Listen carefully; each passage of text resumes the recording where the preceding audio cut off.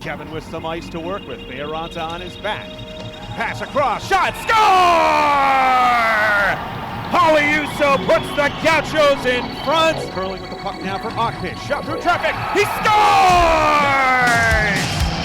You can feel it building. Picciotto across for Shin. Shot, glove save by Nora Penn. Oh, that's an incredible save from Penn. Poliuso throws the front save. Rebound, score! Justin Goleta! He a guy a thumping hit. He's skating, dunking Cadito. Tip, save, rebound, score! Kevin Moody gives the Gauchos the overtime win. After picking up the first win in the Ice in Paradise era against the rivals from Orange County, ice hockey at UCSB looks to close out the home portion of the 2016-17 slate against a fellow rival who they have yet to knock off this season. Well, hi everybody, Eric Evelhoch with Kyle Nicolas here on the Ice Hockey at UCSB Broadcast Network ahead of the final regular season home game for the Gauchos as they welcome the visiting California Lutheran University Knights. This is the Center Ice Santa Barbara pregame show. Center Ice is a brand new hockey and figure skating retail showroom in Santa Barbara County, located in Goleta, just minutes away from the Ice in Paradise facility at 7127 Hollister Avenue, Suite 8. Call Center Ice at 805-770-7970 or visit them on the web at centericesb.com. Center spelled the Canadian way with an E. Well, Kyle, last time we were on the air here on the Ice Hockey at UCSB Broadcast Network, it was a historic victory for the Gauchos in finally getting a win against the Chapman University Panthers and doing so in resounding fashion. And for the second straight game last time out, Ice Hockey at UCSB was able to put double-digit goals on the board despite the absence of, for the most part of this season, their leading scorer in Cooper Spears, who is out for the remainder of this season. Ice Hockey at UCSB has managed to score a whopping 30 goals in their last two games, putting 20 up against UC Santa Cruz, and then, as you mentioned, 10 up against the heated rival Chapman Panthers down in Anaheim last time out. UCSB's confidence is sky high, through the roof, and it's going to have to be coming into this one. As familiarity breeds contempt, there is perhaps no more contempt between UCSB and any other rival than perhaps their oldest rival in California Lutheran. Yeah, and UCSB, you speak of the offense that the Gauchos bring into this game. California Lutheran brings quite a hot offense into this as well. Their last two games against UC Santa Cruz, a 19-1 victory, and at Chapman, down at KHS Ice Arena, a 13-2 victory. These Knights have scored 32 goals and conceded just 3 over their last two games. When these two teams played first this season, it was a 7-4 victory for the Knights at the Isoplex in Simi Valley, a game that went back and forth for much of the first two periods before finally CLU was able to pull away thanks to the face of a familiar Gaucho killer in forward Blake Aguilar. What did he do when the two teams played last? Oh, nothing aside from just put up a game-high 4 points on a goal and 3 assists. And Aguilar has been no stranger to showing up in the nightmares of ice hockey at UCSB. In the 11 games he's played so far this season, all competitions, he's got 19 goals. But versus UCSB alone in the 3 games he played last year, registering 17 points while playing for the Ventura College Corsairs, putting up a good performance last time out. But he's not the only weapon that this California Lutheran team brings to the table. His line mate, Andy Arudiunian, also nothing to sneeze at or raise your nose at. And there's certainly some other offensive weapons on this California Lutheran team as well. Yeah, this is a CLU team that is unlike many others in the ACHA or NCHA. The Knights still competing in the National Collegiate Hockey Association this season, in addition to competing in the Division II of the American Collegiate Hockey Association. Kyle, CLU is able to roll 3 and 4 lines at a time and 3 defense pairings. Now the Gauchos tonight will be without the services of 2 players who played pivotal roles in the victory against Chapman University. Both Kevin and Kyle Mooney are unavailable. As you mentioned, Cooper Spears remains out with injury. Jaguar Lawrence and Michael Herlihy also out as well. UCSB going with 3 forward lines and 2 defense pairs. It did the trick against Chapman, but how will they handle a team in California Lutheran that can just send wave after wave at you of fresh skaters? And for UCSB, the defensive side of the game is going to be pivotally important tonight. They are going to be leaning a lot on their back 4 here this evening. Both defense pairs are going to have to be on their game, and they're going to need a very good performance from their goaltender, Nora Penn, who has been no stranger to playing very well for ice hockey at UCSB this season. Yeah, Penn's stats this season, -1 game where stats were unavailable when these 2 teams played at the Isoplex. Penn's numbers this season sparkling.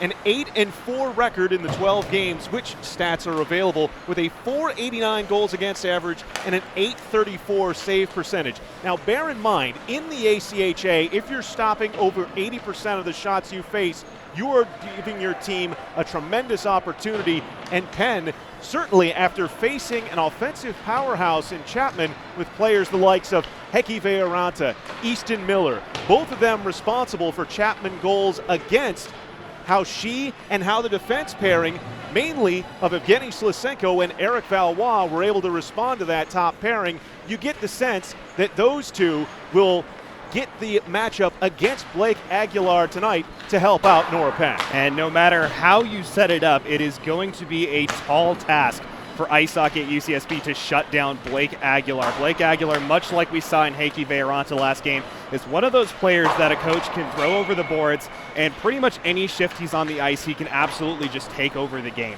Very few players have the type of sheer talent, force, strength, and just unbelievable ability to control the ice that Blake Aguilar does. He has done it to UCSB on how many occasions I couldn't even tell you. But for that defense pairing, it's going to be a very tall order, and it's going to go beyond just the back 4 as well. The forwards are going to have to be paying attention just as much, because this California Lutheran team, the last time we saw them down at the Isoplex in Simi Valley, was a very strong counter-attacking team. So look for them to really try to sling the puck out of their own end with speed and attack the front of the net before UCSB can recover. And as we mentioned, the Gauchos going with 3 forward lines today. That decision was made by head coach Scott Hires just in the final hour before game time, initially thinking of going with 2 centers and 3 sets of forwards with 5 defensemen. The play recently of Dimitri Piagai scoring his 5 goals this season over the course of the last 2 games has given him a spot on the 3rd line alongside Christian Ockpish in the middle and Dominic Colsio on the wing. They, as well as the top line of Mitchell Paliuso, centering Jesper Damgaard and Justin Goldser. Goldser, coming off a hat trick against Chapman University, will be facing a goalie that they have never seen before in Jacob Palmer, the 5'7" Simi Valley resident.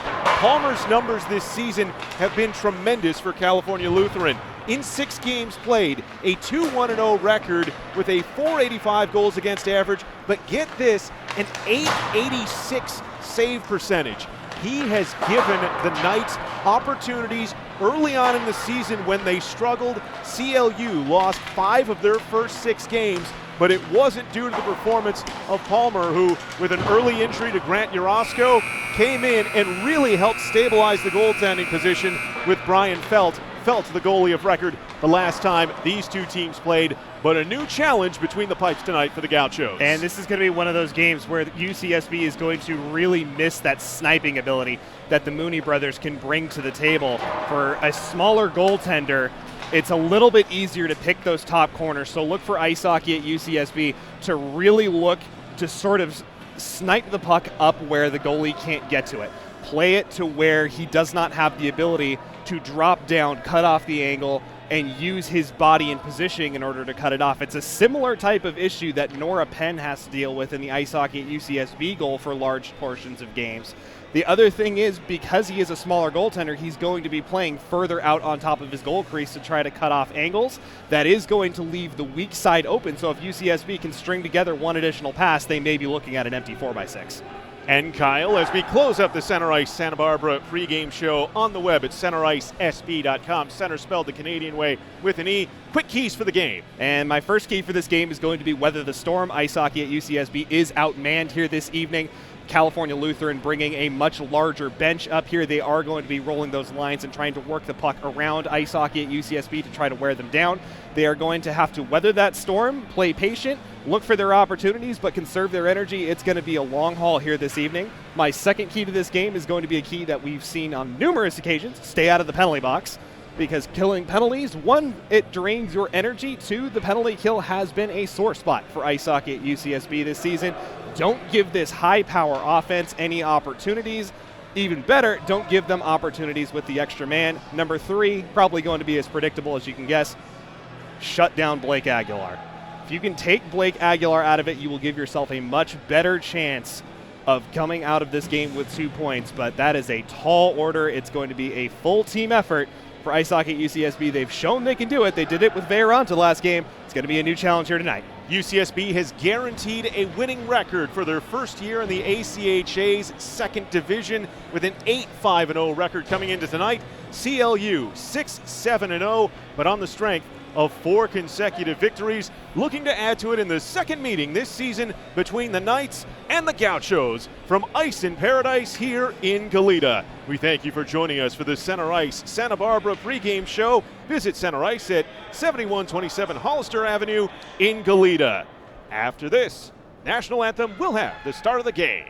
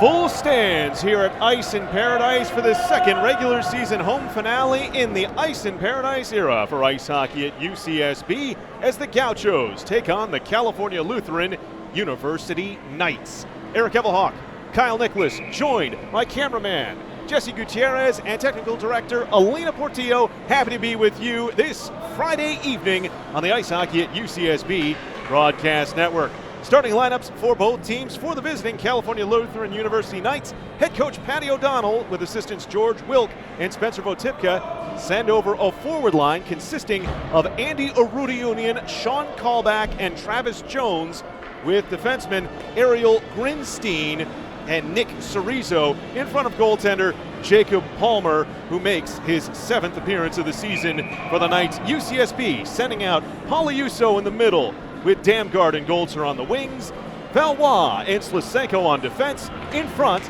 of Nora Penn, and we are underway from Ice in Paradise, the 2016-17 regular season home finale. Slisenko will shoot in, corrals around Palmer, will be tracked down far side boards by Grinstein. Gives the puck forward for Callback, who stood at the line by Goltzer, but Arudiunian carries forward. Drop pass to the point will be stabbed out by Slisenko, and he works it forward back into the CLU end where Cerezo will retrieve. For his defense partner, Grinstein moves the puck up the boards for Callback. Blind area feed intercepted by Slisenko. He'll send it wide for Goldser, whose slapper tests Palmer, but he answers with a glove just 42 seconds in. And we've gotten used to seeing ice hockey at UCSB with the hot starts all season long. That's a good shift to put the momentum in the Gauchos' corner to start the game, and I don't think we could expect anything less from that line. The Polyuso, Golter, and Jesper Damgaard line has been so consistent at getting UCSB that energy shift when they need it. Barone out there with Van Duzer and Hyman tonight. They win the draw. The shot from the line, seeing eye, goes wide of the far post. Nice stick by Danny Helton in his defensive end. Tried to move it along, but it's thrown in front, and Tyler Barone scores! A giveaway behind the net, and Barone just wrapped it around Sweeters through Palmer, and the Gauchos lead 59 seconds in. And what a presence of mind for Tyler Barone on that one. Just a brilliant vision play to recognize the pass going behind the net. He just drops down and takes it away. And before Palmer can even realize that that puck's been taken away, just the clever little wraparound to stick it into the goalie's pads. They do say it's never a bad idea to put it on net, and he gets the fortunate bounce. Ice hockey at UCSB with the big early lead. Sixth goal this season for Barone. He now has 19 points, tied for second on the team, and the Gauchos looking for more as Hyman stood up by Helton at the line, gets the puck behind the net where Elliot Cuckville will retrieve. Piagai on the forecheck, also with help from Calcio. Calcio with the intercept, tries to play it in front. Helton blocks it, comes back for a shot and score! Christian Ogpish!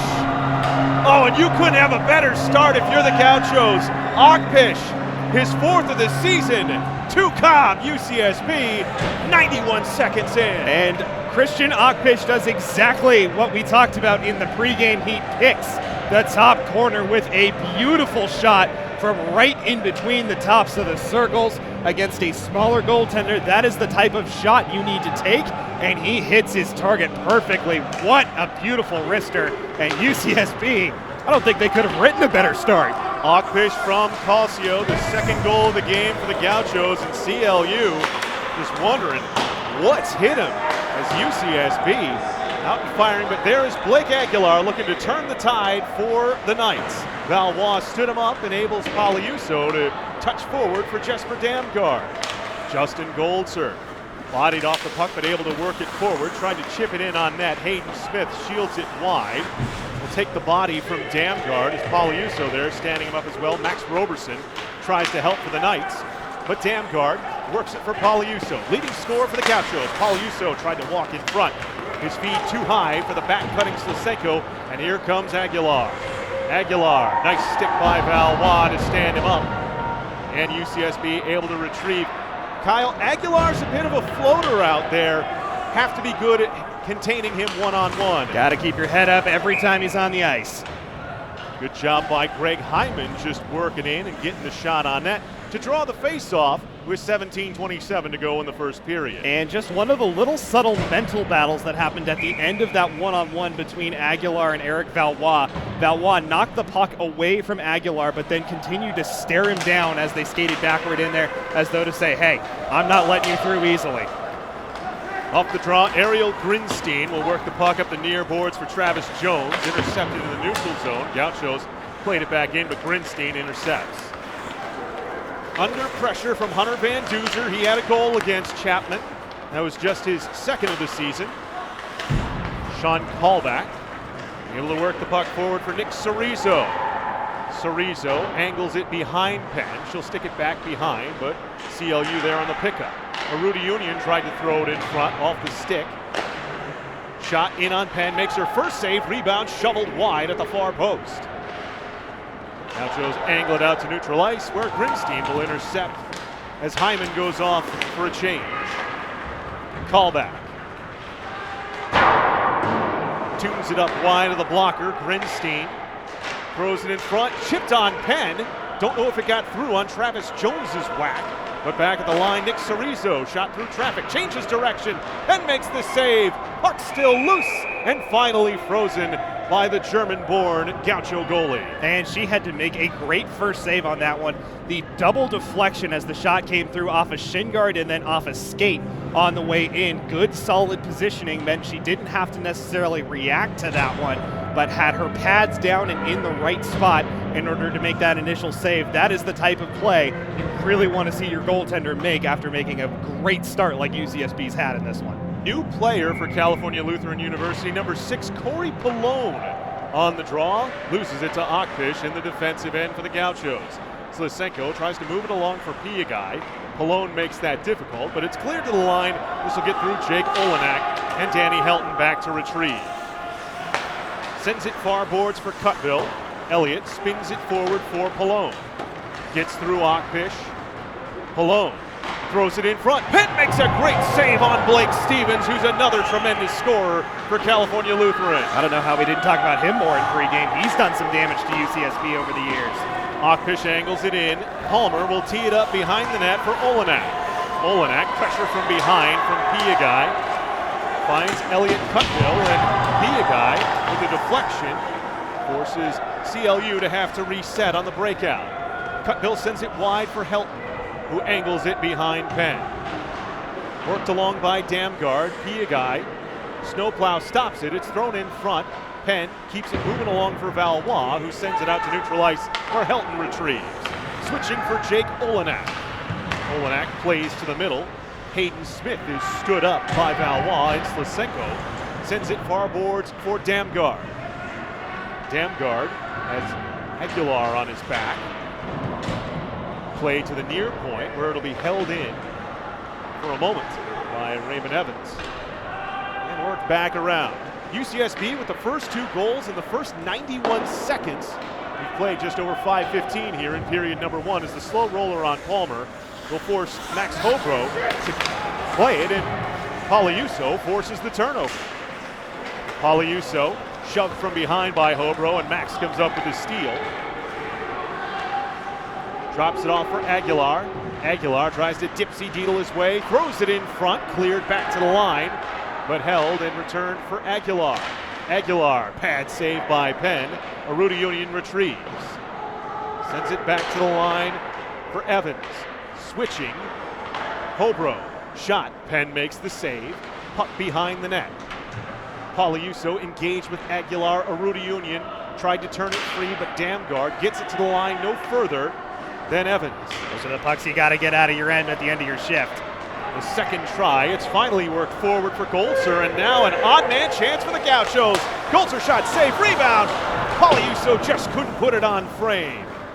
Now Aguilar will carry up the near side boards. He's got Travis Jones with him. Aguilar throws it in front through the slot, nobody home. And the Gauchos will angle it out, but it's retrieved by Aruda Union. Carrying in, Aruda Union stood up, Penn stabs it wide for Van Duzer. His play up the far boards intercepted by Callback. CLU looking to cycle. Callback drags it out to the slot and has it swept away, but a penalty to do so, and I believe UCSB heads to the kill with 13-14 as the box swings open for Tyler Barone to take a seat for 2 or less. And Barone just went for that little stick lift and missed and got him right in the hands. A black and white call for the official to make, not necessarily a great one for UCSB to take, but nonetheless not really anything he meant to do as well, so kind of nothing you really could do. But for UCSB, now an opportunity where they have to come up big with the penalty kill. Boy, I'll tell you, the energy in this game through the first period so far, you couldn't tell this was a 10 o'clock start, could you? Grinstein from the line. Seeing eye shot, screams wide at Penn's glove. Pallone tried to play it to the point. Unable to clear as a good hold by Callback.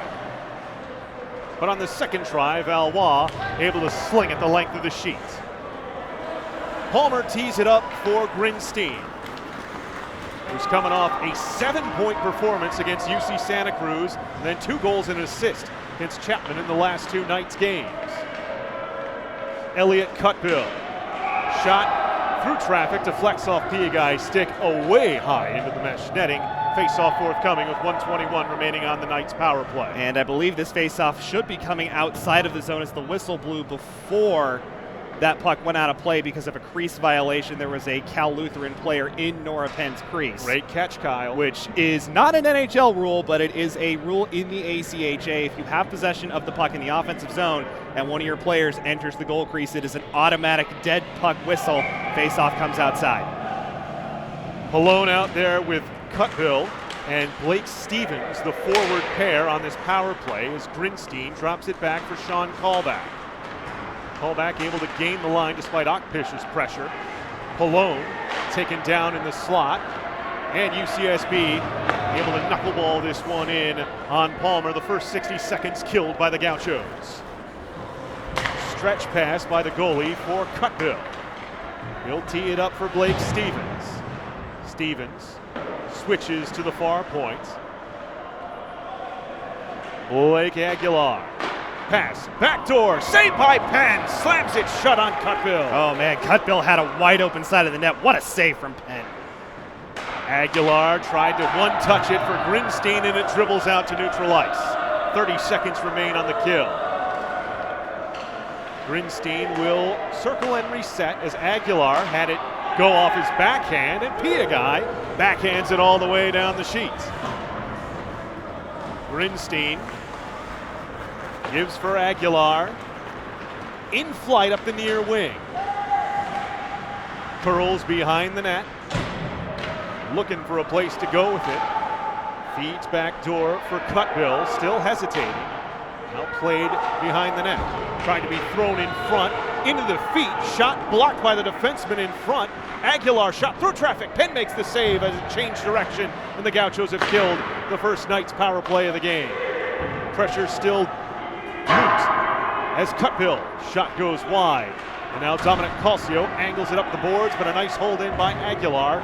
Switch to the near point where nobody's home, and the Gauchos will get the clear on the skate out by Barone.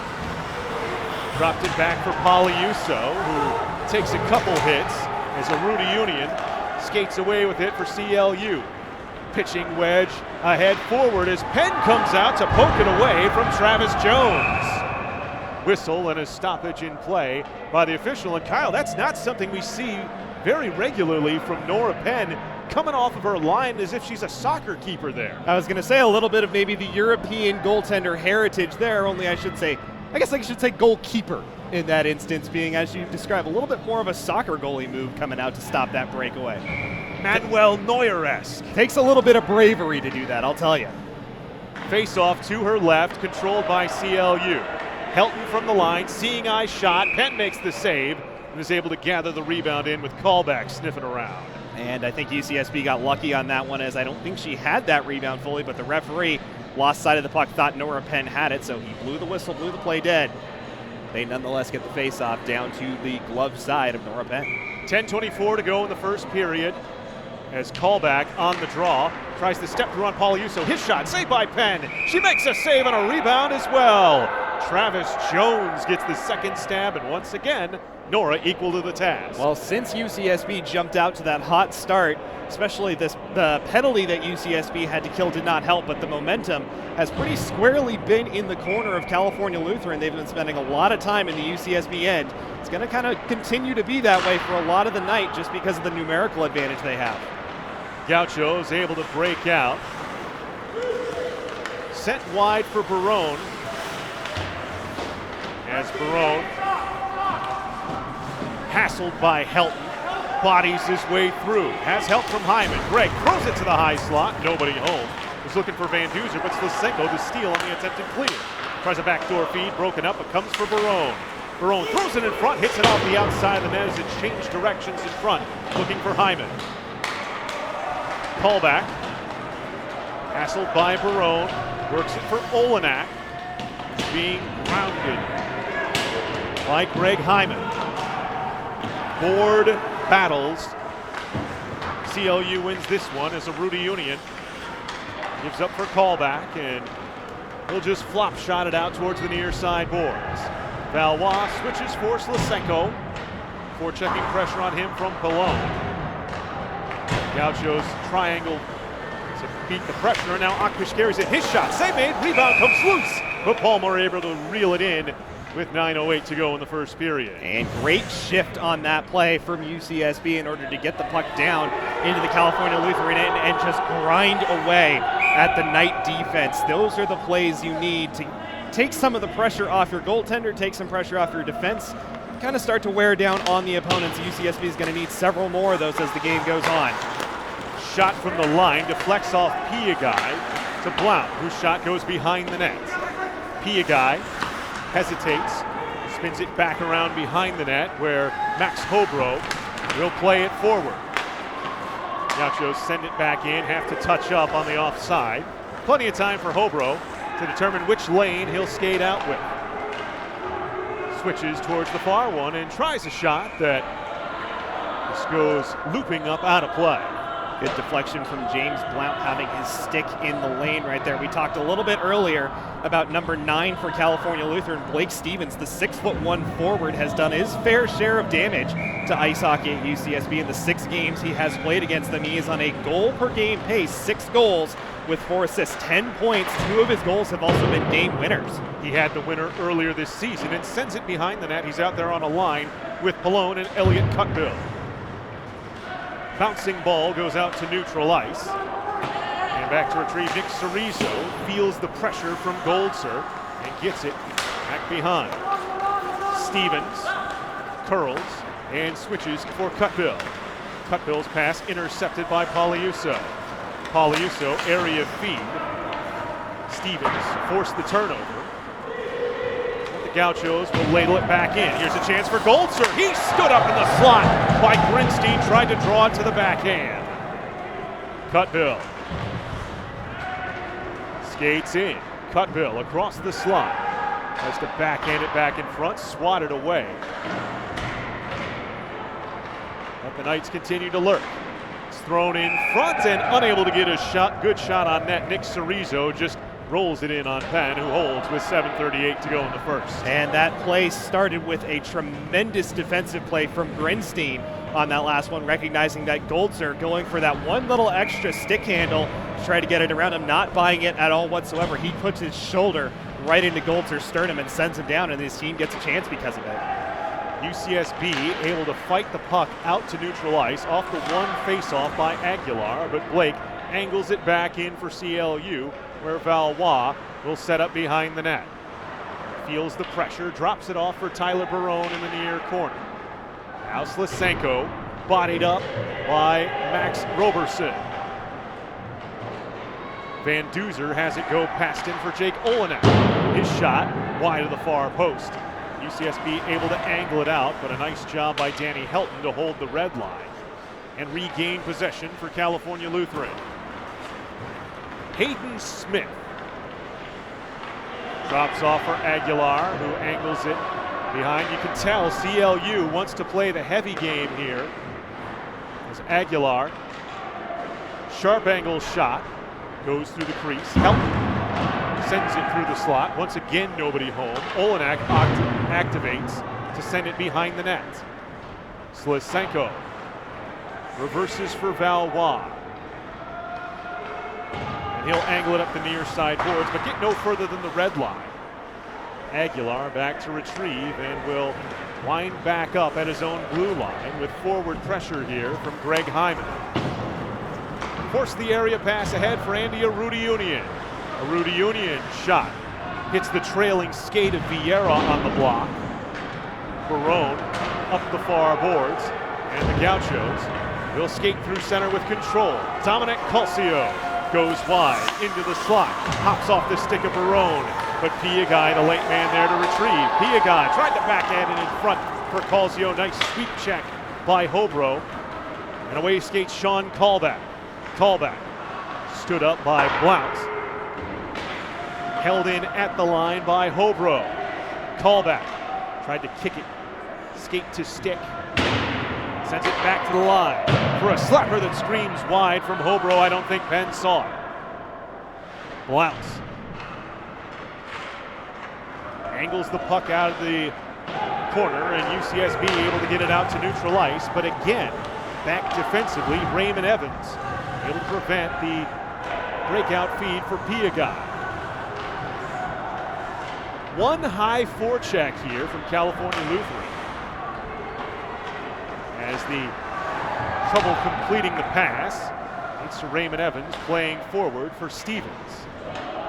Behind the net where Vieira will retrieve and send for Pregame. Tried to one-touch it forward. Connects with Ochbish, who threw it to the middle.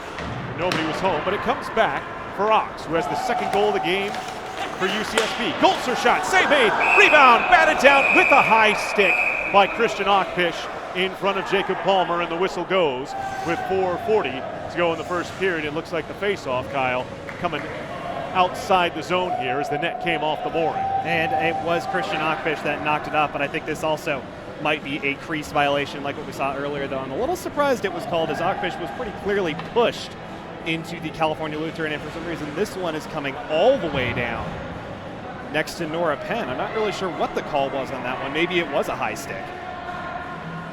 Valois Lysenko, the defenseman out there with the top line for UCSB. Poliuso and Pallone on the draw. One for Damgard, who will walk it out at the far side boards, gain the line, and shoot it in behind Palmer. Goleta bodies up Nick Cerezo. Damgard wins the puck. Tried to backhand it in front for Poliuso. Damgard with it again. Finds Poliuso. Drops it off to the defenseman. Switch for Lysenko. Slapper through traffic into the breadbasket of Palmer, who eats it up. UCSB with another good shift from this top line. I remember last time out, Justin Goleta had himself a whale of a game against Chapman, scoring a hat trick in that one and leading the charge. Talked to him a little bit before that game, and he told me he was sick of losing to that team. And boy, did he really do something about it when it came to turning that one around. Aguilar won the defensive zone draw, but Lysenko holds the line. His shot deflected in front by Hayden Smith. Will angle to the far side boards, but Damgard able to drag it back behind the net. Goleta around with it. Centered it to the slot, but the net has once again come off the mooring. So another stutter in play here as the top line looks to establish that Gaucho cycle. There is no free ice anywhere on that sheet here tonight. Both of these teams not averse to playing the physical game at all whatsoever. Body contact everywhere. Every puck is hard fought for. This one's going to be a real battle. Smith carrying forward, loses the puck, but it's backhanded in. CLU is offside, but doesn't matter. The Gauchos are guilty of an interference minor here with 3:40 to go in the first period. And I'm curious to see, it looks like Jesper Damgard is going off. And I believe this is just because he got in the way of a California Lutheran Knight who was trying to get back out and tag up on the blue line. So a bit of a tough call for ice hockey at UCSB to deal with. Their first penalty kill of this game looked pretty good. They really limited the opportunities that California Lutheran got. And Nora Penn, well, she was pretty darn good on that stretch too. Grinstein near point. Sweep checked away, and perhaps a chance for a shorthanded break for Barone. Backhander save made by Palmer, and he will put the glove over top of it. It's enough for the quick whistle here. Looks like he may have wanted to keep that one going, but now a defensive zone draw for the Knights, after having expended the first 14 seconds of their second power play of the game. Good play from Barone as well to recognize that he had Grinstein on him and just starting to swing away with that stick to knock it away. So he does the prudent play, gets the puck on net, and gets the face-off deep. That's going to burn more time off this power play for California Lutheran. Pallone, callback, and Cutbill, the forwards on the ice with Blake Aguilar at a point.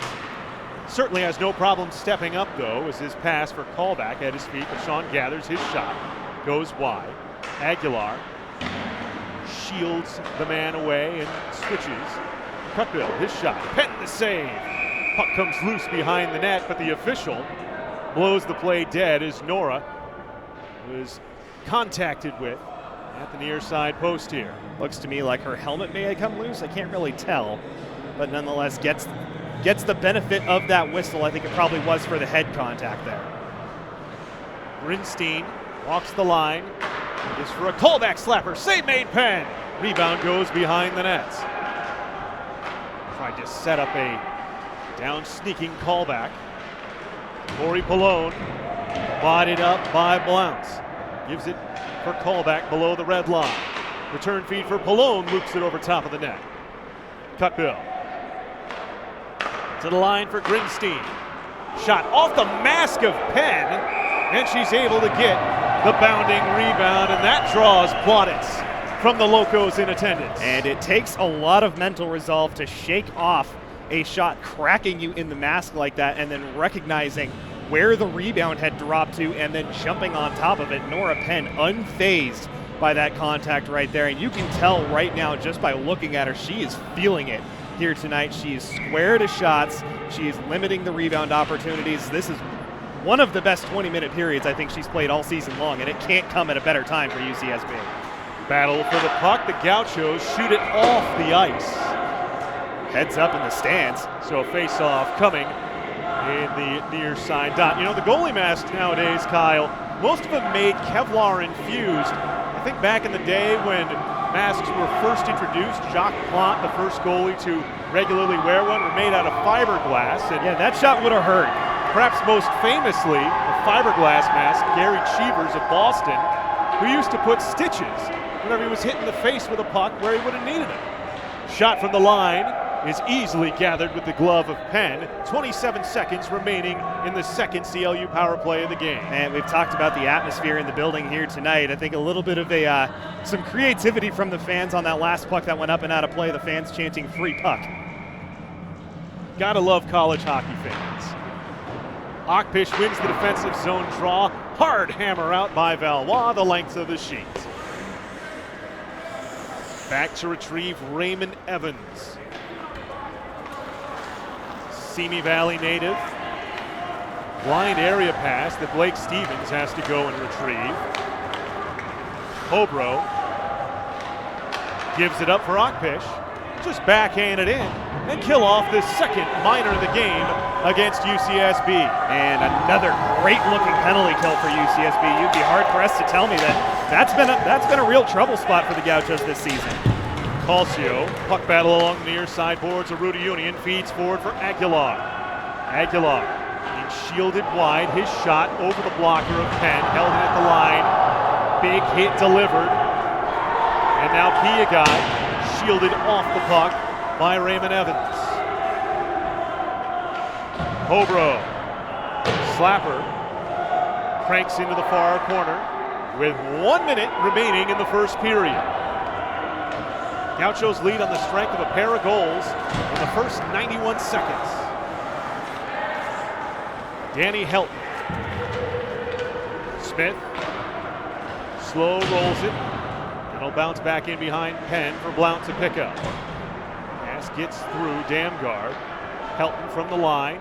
His shot deflects behind the net. Smith steps up, sends it through the slot. Nobody home. Damgard bounces it out to center ice. 30 seconds remain. Aguilar twists away from Damgard, but not Piagai. Two white shirts on number 16 in Forum Blue, forcing the Knights to just dump it back in behind. Smith shields it away from Pauliuso, intercepted on the feed going to the slot. Perhaps a chance for one last more rush for the Gauchos. Instead, they elect to shoot it in, and so ends the opening 20 minutes of play as UCSB takes him just 59 seconds to get on the board after a giveaway behind the net. Tyler Barone on the backhand wraps it around 5-hole, and then just a matter of 32 seconds later, Dominic Calcio with some great work found Achpish alone between the circles, and he picked it top corner where Norman hides his mother to give the Gauchos the 2-0 lead they enjoy at the end of the first period. And I thought that was about as good of a period as you could want from ice hockey at UCSB. California Lutheran is going to get their chances. That's just a fact of life. Their offense is too high power, there's too much speed, and there's too much depth of talent. But Nora Penn is in this game. She is on. She is focused. The defense did their part in that one, shutting down most of the really good opportunities, limited the number of really high difficulty saves she had to make. I think Coach Scott Hires is going to be very happy with most aspects of this one. I think California Lutheran is also going to be relatively happy with it. I don't think they're going to be happy with the start necessarily, but I think they're going to be happy with their response starting at roughly about About the 14 minutes to go mark in this period. I feel like they had a lot of opportunities. They had a good amount of momentum, and I think they can reset and come out strong in the second period. A tremendous first 20 minutes of action. We sure hope you join us for the remaining 40 here on the Ice Hockey at UCSB Broadcast Network as the Chuck-a-Pucks come raining down in front of the playoff bearded assistant coach Ben Brecker. Good luck to the Bruins in the championship game of the adult league here against the Barbarians. You know, Kyle, Ben helped backstop his Bruins to a first-round upset of the top-seeded Seals. It's always good to get that big upset when no one expects you in there. Ice hockey at UCSB, not much to be upset about with the scoreboard through the first period of play. We're going to step aside for a brief break.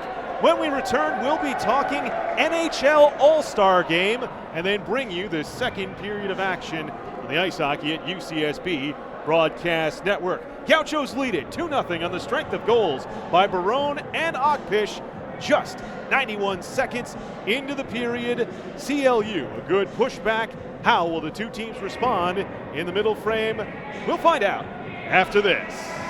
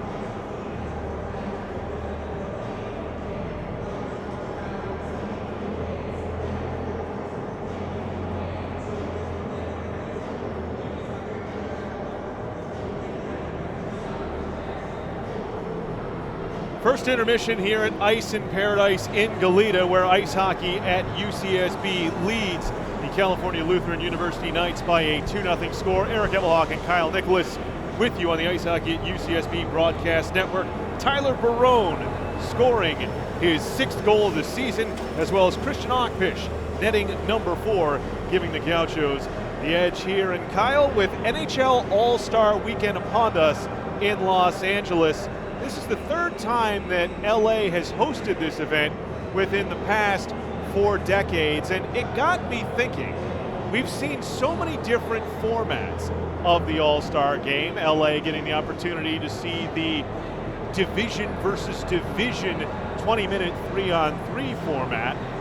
But what are some of the memories that you have of All-Star Games growing up? When I first remember was the old kind of chevron-y logos, which were, it was a Western Conference versus Eastern Conference. Very classic all-star matchup. I think, if I'm not mistaken, I think it was the Eastern Conference that was in like a teal. I think now that I remember, it was in Dallas, because the jerseys kind of resembled that old Dallas Stars jersey pattern kind of going around. So that's the first All-Star game I can remember. I think it was the Western Conference that was in purple on that one. So it was purple versus teal. So one of those things. It's like, hey, who needs to have a white jersey when you're doing something like this? Let's get with the color versus color a little bit more frequently. We're going to see that this weekend, obviously, in the 4-division 3-on-3 tournament. But growing up as well, and I was watching a little bit of it in our pregame here as they were showing one of them, I remember the North America versus World format back when it was kind of the best of the Finland, Sweden, Russia, etc. versus Canada and the United States. It sort of begs the question, because there have been so many different formats that the NHL has used for an All-Star game over the years. Kyle, what is your favorite? Because obviously I've got a soft spot for East versus West, because the first All-Star game I remember is the 96 All-Star game in Boston, where Raymond Bourque scored the game winner inside the final 2 minutes. And you've also got the All-Star game the next season thereafter, held in the Shark Tank, where Owen Nolan, sitting on a brace, 1 goal away from a hat trick in the 3rd period against Dominik Hasek, who'd been stopping everything, gets a breakaway. So, in other words, like a normal career game for him. Points and calls where he's going to put his shot, and he promptly scores to send the hometown fans into delirium. Kyle, what's your favorite All-Star format that we've seen? Well, again, I'm kind of with you in that I favor the classic East versus West type thing. I think that's where the majority of the classic All-Star games, even as far back as the Wales versus Campbell conference type of games. And this may come to surprise you, though, but I actually like this 3-on-3 tournament thing they're doing. The All-Star games are not meant to be serious. They're meant to kind of be, joking around, fun, skill, not really a lot of contact. But last year's debut of this format in Nashville it was fun. I really enjoyed it because there was enough novelty to it to the point where it definitely didn't feel serious. And that's kind of the way I see 3-on-3. It's supposed to kind of just be, messing around a little bit, having some fun. I really don't like it as an overtime format. But for the All-Star tournament, I thought it was good. And it's a great way for the players to showcase their abilities. And of course, last season, what was the tremendous story that was John Scott elected as the captain of the Pacific Division. That was great. Going on to win the All-Star Game MVP, despite the fact that they didn't even put him on the ballot. How about that snipe in the first game, too, in order to get his goal? That did not look like a guy who made his living as a fighter and a bruiser. That looked like a big sniper, kind of like another former teammate of his up in San Jose. It looked like a Brent Burns shot. Just a tremendous moment, and the All-Star Game is really all about those moments. I thought the fantasy draft, Kyle, for what it was fun. I liked that too. But we really saw, I think, the nadir of that format in Columbus when nobody cared, and it's just back and forth. The team's just piling up goals. There's no rooting interest amongst fans because you can have the team that you root for's players split. It's just, okay, what allegiance do I have to Team Taves or Team Foligno or whatever? Let me throw this at you, though. when the All-Star Game was originally formatted by the NHL, it was originally played before the season with the defending Stanley Cup champions taking on a team of the NHL stars from the rest of the league. Now, granted, that's a lot easier to do when you have one team taking on a collection of players from the other 5 in the league, but that's a pretty neat idea as far as a showcase star game as well. And I think we saw a showcase like that just a little bit before this season in the World Cup of Hockey, where you had the teams divided up by nationality, but you also had that under-23 North America team. Then you had that rest of Europe team as well that wound up actually making the final. And if we're going to bring up that all-star fantasy draft, I think we have to call 2 classic moments in that one.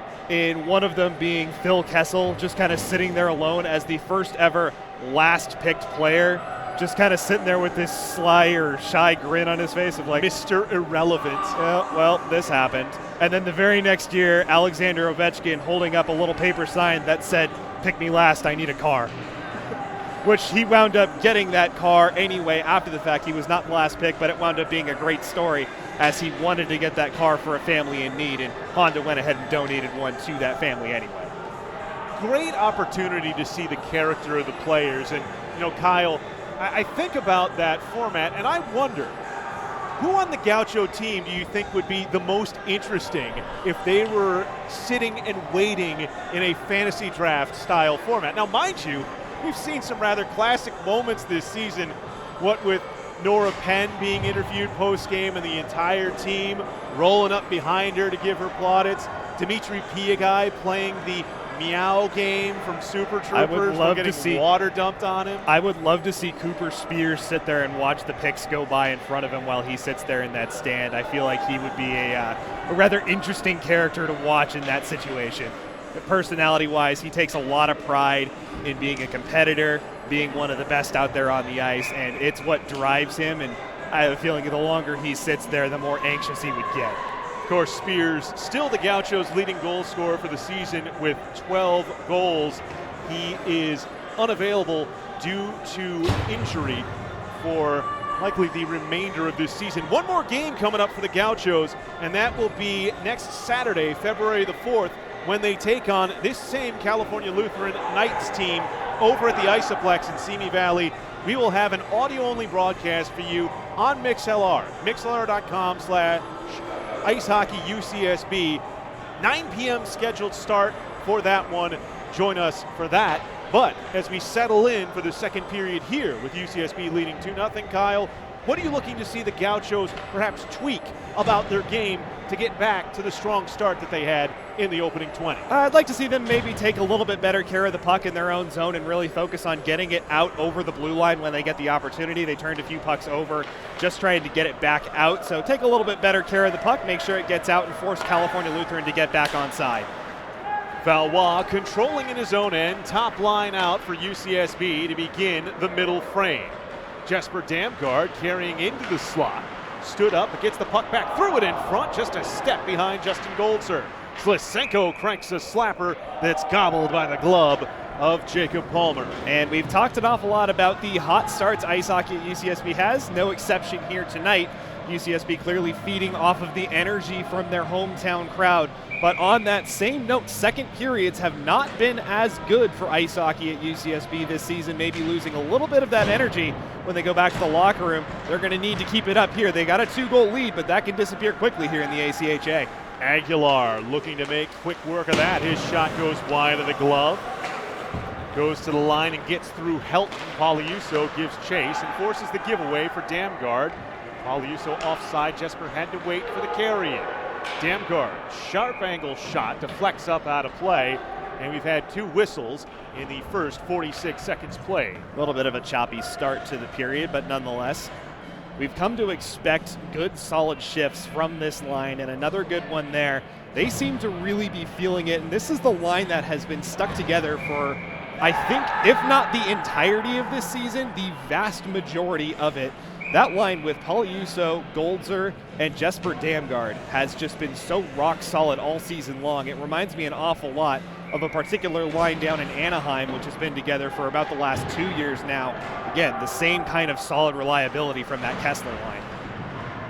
Hunter Van Duzer controls the puck for UCSB. Hyman loses his footing thanks to a stick between his feet. No whistle forthcoming.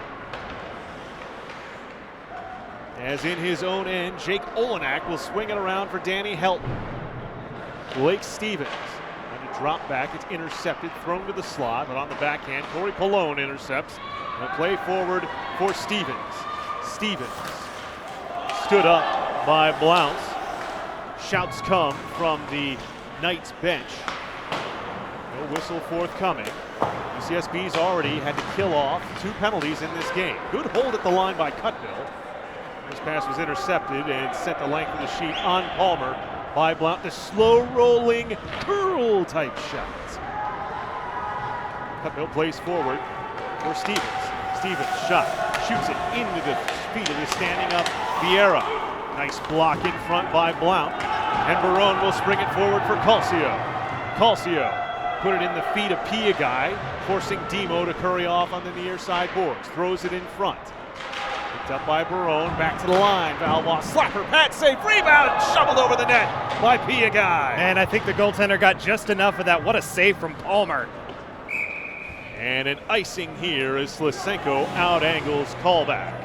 Oh man, Palmer coming up, and it looked to me like he may have just gotten the top of his pad on that last opportunity to prevent UCSB from shoveling it up over and into the top of the net to increase that lead. For California Lutheran, those big saves right now mean so much for a team that's trying to claw their way back into this, especially when they have Nora Penn on the other end playing so well here tonight. Slisenko's seeing eye wrist shot, save made by Palmer, perhaps a little bit slower than he was anticipating. Still able to make the save. Those change-up shots can sometimes be surprisingly effective. The goaltender's expecting something hard coming at him. A little bit of a speed change-up. He might not have time to adjust that position, especially if it winds up, instead of being a high shot, going low or vice versa. Nevertheless, not necessarily a bad opportunity to shoot for. You can see why the coaching staff has marveled about his ability to get that wrister on net all season.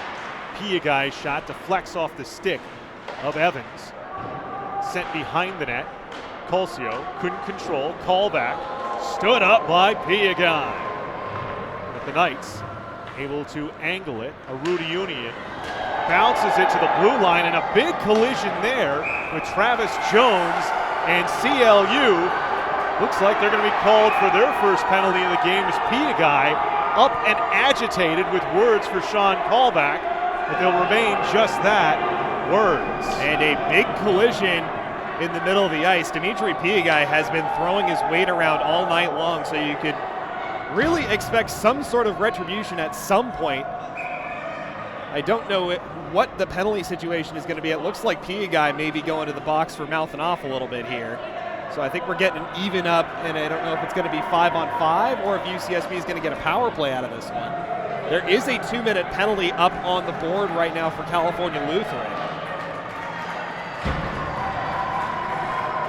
Well, the initial indication was for roughing against Travis Jones, and it appears that both Callback and Piagai will each sit for 2 minutes apiece as a result of the conflagration after the whistle. And Dimitri Piagai is endearing himself to the Gaucho faithful here, who are just eating up the physical nature of this game. They are getting loud and cheering boisterously for every big hit. Piagai has thrown probably 3 or 4 here through the first period in roughly about 3 minutes, including a couple on that last shift. And UCSB is now going to get their first power play out of that retaliation penalty that's been taken. Call it unsportsmanlike, call it roughing. Either way, both Piagai and Callback sit, but it's the roughing penalty of Travis Jones for the borderline hit at the blue line, which gives the Gauchos their first power play of the game with 17-12 to go here in the second period. Vieira activates. He had 5 helpers against Chapman. As Blount holds the near side point. Goltzer waits for traffic. His shot, save made by Palmer, and it sticks to him. And look out for the penalty-killing forward duo in Andy Arruda Union and Blake Aguilar. The speedy forwards with a lot of skill will be looking to fly the zone, knowing that they have the opportunity, and there is no icing against them, so there's no risk of a missed pass. They're going to be looking to put pressure on that UCSB defense every opportunity they get, and look at Aguilar go right down in right now. He has 2 shorties this season, does Aguilar, as he's ridden off the puck. A Rudy Union throws to the slot. Aguilar didn't get all on it. Penn made the save. And you could hear him howling as well. I think he may have broken his stick on that one.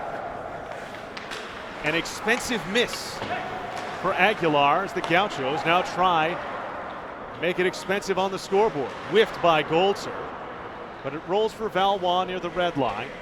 Gauchos will look to reset their entry. Slisenko for Goleta. Touch forward for Damgard. Takes the heavy hit from a Rudy Union. And another penalty coming on CLU. Shot save made by Palmer through traffic on the Slisenko wrister. But a tripping penalty will give the Gauchos 58 seconds of 5-on-3 power play. And this is a huge moment in this second period. Ice hockey at UCSB with an opportunity to widen that lead out further. And it's Andy Union who takes a seat for California Lutheran, so the big penalty killers are off the ice for Cal Lu. It's Max Hobro who'll take the draw. It's Christian Ochpish who wins it to the line. Vieira for Valois. Pass across. Chipped off Ochpish. Valois again tried to throw it across the slot, intercepted by Hobro, and he will clear to get vital seconds spilled off the clock. And a good stick in order to keep that one in the lane and intercept that pass. Valois maybe telegraphing it a little bit on that play, but UCSB with a chance to reset now. Barone comes in offside as Ochpish driving the middle lane in early. And Barone had to pull up for just a split second to try to contain that pass. Doesn't land flat, which is what you want to see on a cross ice pass like that, so it bounces up over the stick and delays him from getting over the line just a little bit. UCSB going offside, looking a little bit disorganized here in the early going of this 5-on-3. That's now down to 31 seconds left. Ochpish wins the draw, but all the way back into his own end. CLU was 0 for 2 on the power play in the first period. Damgard with their first man power advantage for UCSB. Drops it off for Poliuso. Poliuso tried a toe drag. Vieira activates to keep it deep. Damgard lost it in the feet. Penn slamming her stick to indicate the first power play is over. 5-on-4 now as Damgard has to play back for Valois. And a giveaway in neutral ice. Here comes Blake Aguilar with a step, his backhander off the outside of the net. And he draws a penalty in the process. It'll be a trip. Looks like it goes against Eric Valois. So 46 seconds remaining of power play time for the Gauchos. Done away with by the trip to number 20. And that's what speed can do, especially on that penalty kill. Great play from Blake Aguilar to kind of curl in that neutral zone and get himself open for what was really about a 4-foot pass from a player skating the wrong way to him who was skating the correct direction, and it forced UCSB onto the back foot to have to make that desperation play to try to shut him down. And at the end of this one, California Lutheran's going to get a small power play. Greg Hyman out there with Tyler Barone in the brief spell of 4-on-4 here. Hyman tried to drop it back for Barone. It comes for Blount. Now Vieira off of the feet. And now Aguilar. His shot blocked by the defenseman. Gets a second try and Penn blockers it wide. 10 seconds remaining in 4-on-4 as Hobro activates. Comes for Aguilar. Shot, glove, save! Nora Penn! Nora Sacht 9! Hope the highlight reels were rolling for that one. Boy, that was kind of an old school looking save that had a little bit of windmill on the end of it as well. Talking about Nora Penn being focused and into it. Boy, what a glove on that. Alina Portillo, you got that, right? 14-16 of the second I'm going to need that one for the highlight reel. Face-off one. Blount tried to angle it forward for Goleta, but now the Gauchos go to their third penalty kill of the game from minute 14. Blount behind the net, gives for Slisenko. and he'll shoot at the length of the sheet. Good presence of mind from Slisenko to wait until the penalty box door opened and California Lutheran's player stepped out at knowing that he could then ice the puck without penalty. Hobro on the carry-in, tries to toe drag around Slisenko. Blount wedges it off him. Callback blocks the attempted clear by Gino and has it now. Callback with Goleta pressuring. Hobro from the line. Slapper goes wide. Pinballing puck. Sent back behind the net by Slisenko. Callback. His shot deflected off the stick of Slisenko into the netting. 34 seconds remain on the power play. I think if I'm Coach Patty O'Donnell, I would be turning to my team and saying, make sure we focus on getting these pucks on frame. California Lutherans had quite a few opportunities to really let pucks fly towards the UCSB goal cage, but they've missed the net on a number of them, specifically with the point shots. UCSB is doing a good job of closing off those shooting lanes and blocking, but California Lutheran's also missing the net a fair amount, so if they really kind of get that accuracy back up, might start testing Penn a little bit more. Hobro's shot hit the heel of Achpish, goes behind the net. He is in some discomfort as behind the net Elliott Cutbill tried to center it. Slisenko sealed it off. Far boards Blake Stevens back to the line. Hobro again. Another block by Achpish, and this one goes out to neutral ice. Oh, what selfless play from Christian Achpish on that one. 2 big blocks on that shift. Callback, the carry-in. His shot saved by Penn, and she reeled in the rebound with Callback crashing, able to knock the puck free. He lands on top of Penn after the fact. By the way, you may have noticed a player quick sprinting back to the CLU bench. That was Ariel Grinstein, and he is an important player for the Knights to not have on this third power play opportunity. He'll come over the boards now with just 1 second remaining in the man advantage as the official has some words for CLU after the Gaucho goalkeeper had an unwelcome guest on her back. And Grinstein was not on the bench to start this period.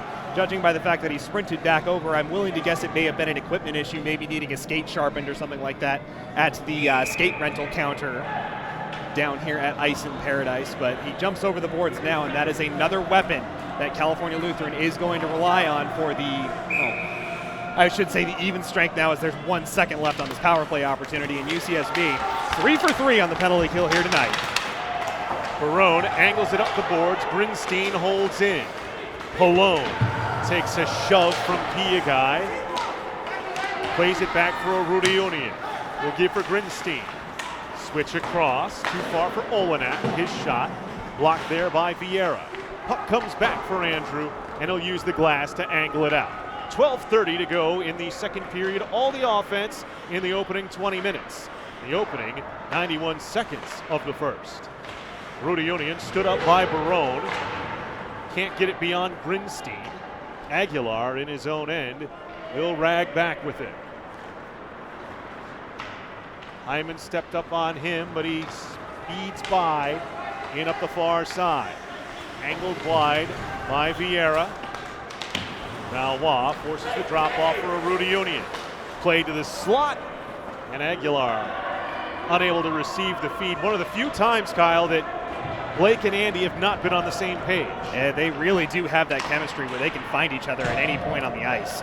Corey Pallone. Shot wide of the near side post. Roberson tries to track it down. Damgard gets it to the line, but no further than Evans. Evans activates, gets help to send it deeper with Roberson. Pallone on his backhand.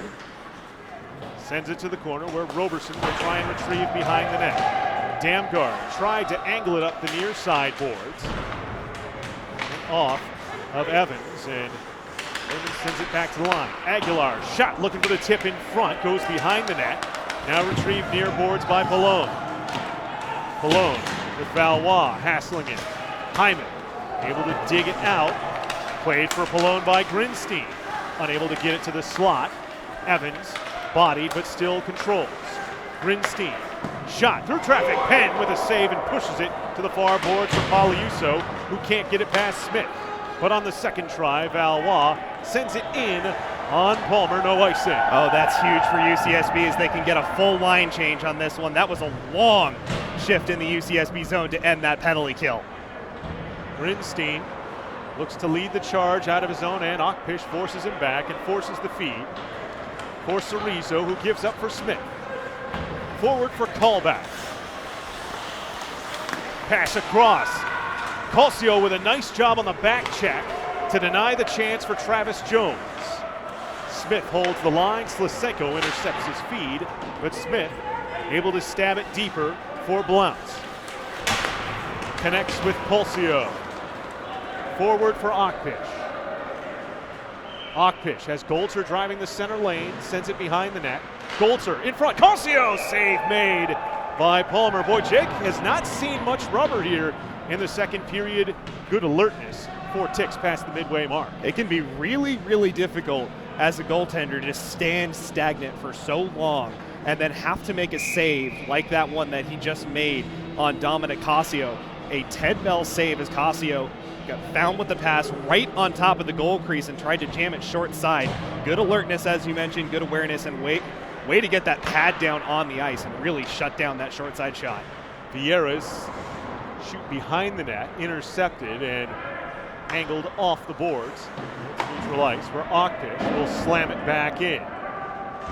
Pia guy sealed off by Helton. It's played to the line for Blount. His shot hit a stick in front. A couple swings and misses by the Gauchos on the knuckler. Nibbling through the slot, and now UCSB has to retrieve in their own end. Vieira on his backhand. Sent it now to neutral ice. Olenek just played it back in. Pia guy can't get it past Helton, who heaves it forward.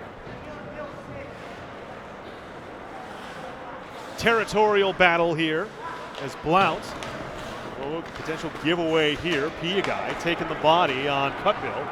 Enables Barone to send it wide for Calcio. Calcio takes a hit, but able to work it deeper for Barone. Puck taken away. Now Pallone. Stevens. Angled off by Blount. Valois. Calcio to the line. Helton holds. Tried to wrist it. Hits Barone and a chance for a breakaway. Barone, 2 men trailing. Barone goes to the backhand. Can't get it on net. And he's taken down from behind. And apoplectic at the whistle is Blake Aguilar, but he'll sit. And I don't know if we're going to be possibly getting a penalty shot here. Referee did make an indication towards center ice, but he may have also been pointing to the penalty box. Blake Aguilar is incensed at that call. I don't really know why he's mad about that call. It was a pretty clear hooking penalty. But it appears as though he's going to just take a 2-minute penalty, and UCSB is going to get, I believe, their 3rd opportunity of the night after that 5-on-3 earlier here in the period. The official with additional words for Aguilar. I believe the initial indication was that of a cross-check, and with the way Barone went into the boards, you could tell the little 2 fists into the low back from Aguilar sent him there. So tried to maybe get away with something, and the referee was not buying it. And he also wasn't hearing all that talk after the fact. And I think Aguilar was kind of fortunate not to take any additional penalty minutes, as well, as he was really not happy at the end of that one. Draw stalemated, and CLU gets the clear.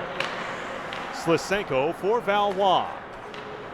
The forwards for UCSB, Poliuso, Damgard, and Achpish. Hayden Smith and Sean Callback, the forwards on the penalty kill, with Max Hobro and Raymond Evans on defense. Valois for Slisenko. The defenseman carries in. Behind the net. To the line for Valois. Back for Slisenko. Shot, save made. Palmer, and he'll freeze it. 1:18 to go in the power play, 7:38 in the second. And UCSB could do really well with getting a couple good opportunities on this power play. They have not had a whole lot of offensive pressure here in this second period, aside from maybe a couple good shifts early on. But since then, it's been almost entirely California Lutheran. The penalties for UCSB, again, notwithstanding. But for UCSB, if they can get a couple good shots in on Palmer, I'd consider this power play a pretty good success towards turning the momentum back their direction. Pallone carries out to neutral ice, where Valois' stick stood him up for a moment. And now he'll be angled off by Poliuso for Valois. to set up behind the net.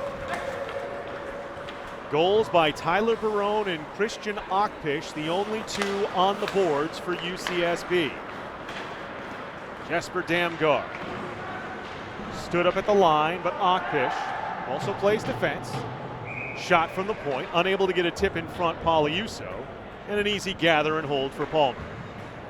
It's got to be nice to have a player who you can stick either at forward, at defense. UCSB has a couple of them. We've mentioned Dimitri Piagai doing that here tonight, but Christian Ockpish had a little bit of time playing both offense and defense earlier this season.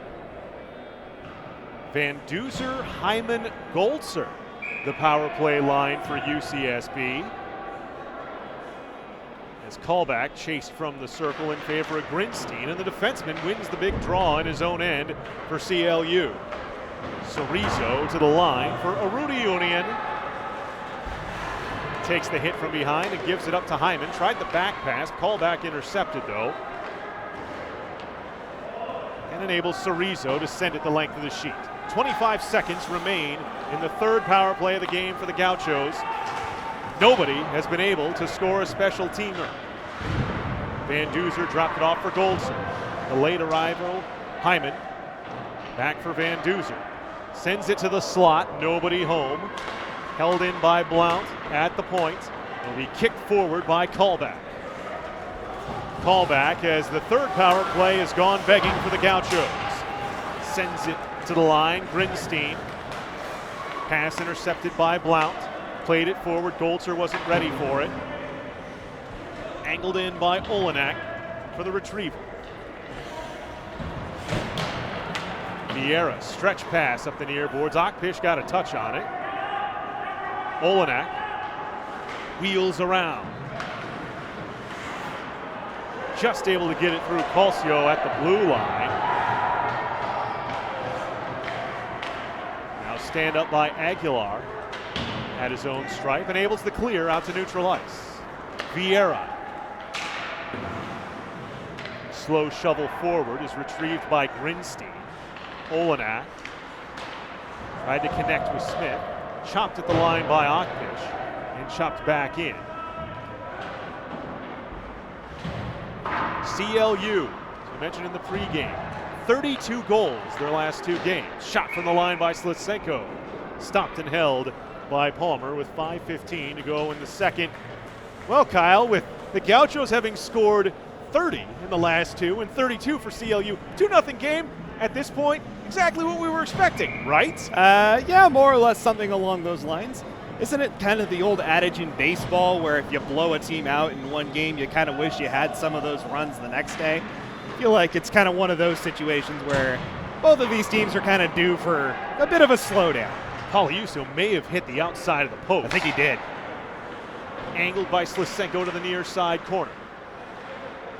Cutbill sends it behind the net. Damgaard gathers. Pauliuso sends it to the line for Slitsenko. Slitsenko didn't get all of it, but Goldser comes up with it. Behind the net, Damgaard bodied up and wedged free for Elliot Cutbill. Cutbill, pass Damgaard, his shot, Penn makes the save, and she gathers, and once again, CLU buzzes the tower, but Nora having none of it. Nora just very calmly just kind of glides out of the crease, lets it all happen. Keep the nice cool head, you don't have to worry about anything. And CLU looks like they've taken their fourth minor of the game as a result of it. Sitting in the box is number 11, Elliot Cutbill. Cutbill did go in hard at the end of that one, and it looks like we also have, I believe that's Mitch Pauliuso going to the box as well. So coincidental minors as they did go into the, what looked like the crossbar pretty hard at the end of the whistle, jostling. So referee, I think this is a call to try to make sure that he maintains control of the game. Not going to let any of those post-whistle pleasantries, I guess a lot of commentators like to call them, not going to let those fly. So just something to try to warn the players, hey, cool it, slow down, I've got control of this. 4-on-4 here, and in a game where open ice has been at a premium, it'll be interesting to see how the two teams react. Callback sends it back to the line and gets the return feed. After the whistle, penalties, and CLU takes advantage.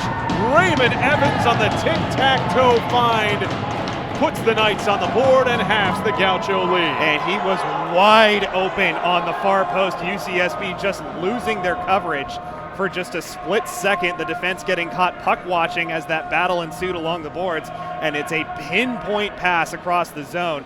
And Raymond Evans had a wide open net to put that puck into, and he makes no mistake. It's a tap-in goal, and for UCSB, as we mentioned, playing really well at 5-on-5 this game, but all it takes is a little bit of extra open ice.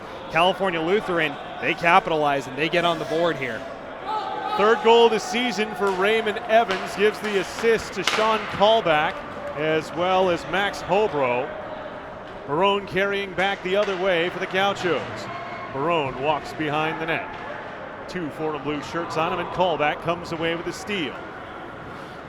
1:05 of 4-on-4 remaining as Penn kicks away a wrister from Hobro.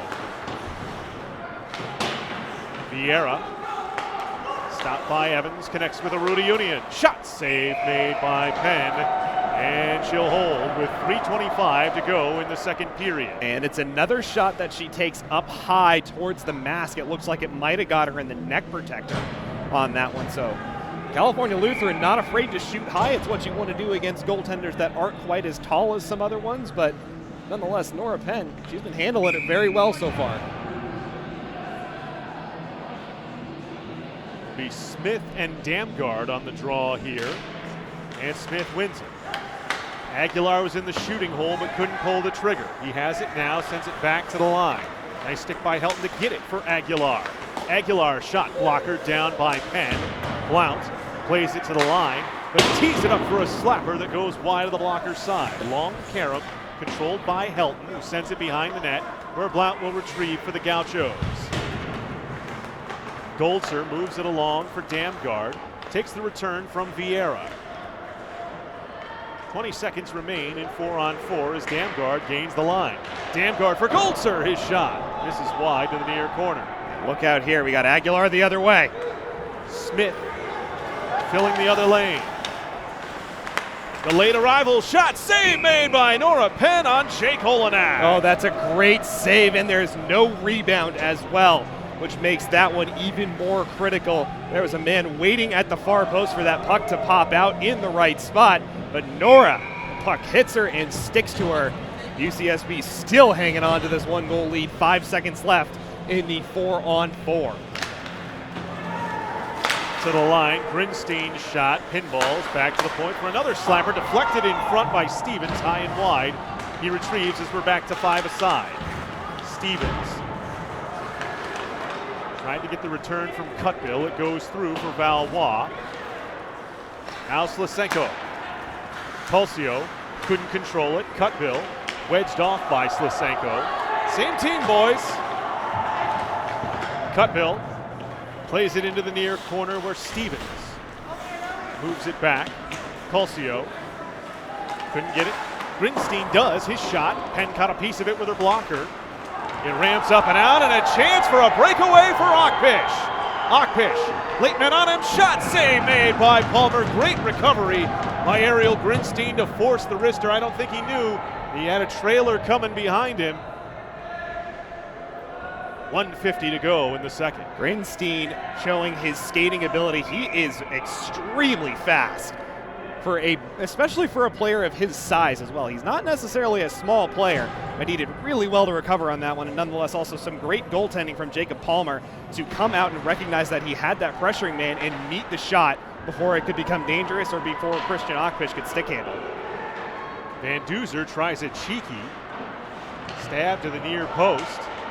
And a penalty coming against the Gauchos as Slisenko stepped up, and he's going to be called for interference as he came a hair early for the puck that was coming up to his point and coming into contact with the Cal Lutheran player. Oh boy, these are the penalties that give coaches gray hair. It's an offensive zone penalty for ice hockey at UCSB, and they're going to need to come up with another big penalty kill here. This is just a little bit of a lapse in concentration and a little bit of lost focus from Slasenko on this play to step up a little bit early. I think he knows better, and I think as soon as that happened, he really didn't object at all. He just kind of skated right to the penalty box, but kind of knows that that was a mental error, and those are the types of things that can wind up hurting your team, especially if you make too many of them. UCSB down now to just 3 players who started the game as defensemen, but remember, Christian Ockpish has been used in a defensive role for the Gauchos this year. Can also drop P guy back there. It's where he normally plays.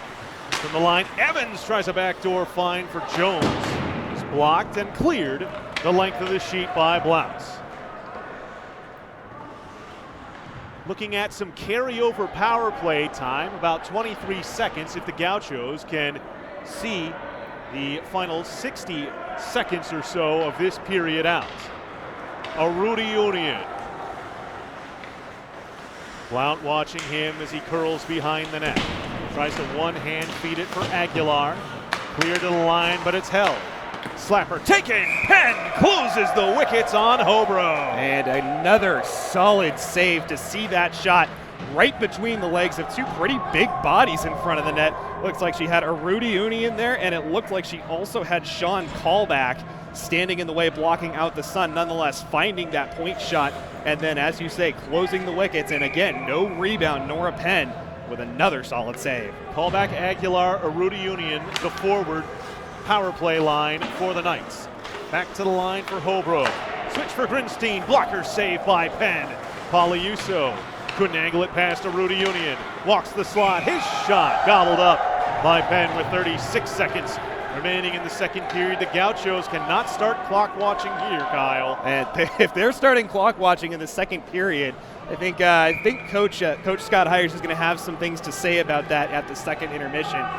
It's a long time to clock watch for more than 20 minutes of a hockey game. Well, I'm saying just to get on out of here and get to that second intermission where we'll recap the scoring as well as have a Kyle quandary. Shot by Hobro, glove save made by Penn. Every save Penn makes is being met with just uproarious applause from the Gaucho fans here. They recognize that what they're seeing is a spectacular goaltending performance thus far. Also, Kyle quandaries, is that what we're calling those now? It makes sense. I mean, you get the consonants going. It's to the line. Grinstein cranks a slapper, toe save. Puck is still loose in front. Blount able to get the clear. Palmer tees it up for Hobro. 10 seconds remain in the period.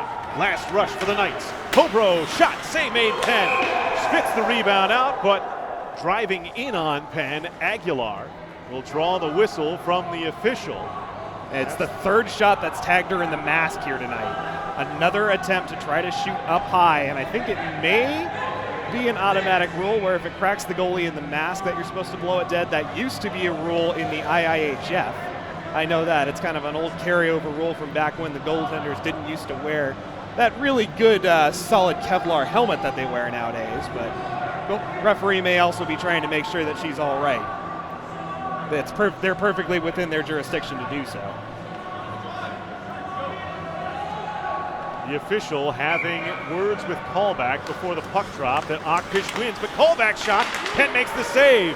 Puck loose behind the net will go to the far corner, and we go to the second intermission with just the 1 goal on the scoreboard, put home by the visitors in 4-on-4 action. Raymond Evans with the lone tally of the second period, assisted by Sean Callback, and Max Hobro have the Gauchos lead, but UCSB through the first 40 minutes of play, Kyle in a position exactly where they want to be, holding the edge in their final home game of 2016-17. I think they're going to want to work on getting a few more pucks down into the offensive zone. In the final 20 minutes, they're also going to want to work on maybe not taking as many penalties in that period. I think they spent a good chunk of that second period shorthanded or at 4-on-4. So for UCSB, they've definitely played their best when they were at 5-on-5 here tonight. They haven't got a whole lot out of the way of their power play opportunities. That 5-on-3 really went begging, but that's kind of also due to the fact that really this California Lutheran team is also extremely dangerous when shorthanded as well. So there's going to be a pretty wild last 20 minutes. You know, if you're at home watching, buckle your seatbelts. It's going to be a little nuts. UCSB 0 for 3 on the power play in the game.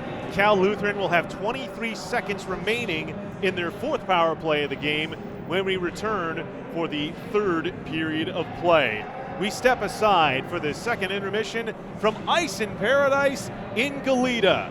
UCSB on the strength of first period goals by Tyler Barone, unassisted, and from Christian Ockpish, from Dominic Calcio, leading it 2-1 after Raymond Evans cuts that lead in half from Sean Callback and Max Hobro in the middle frame.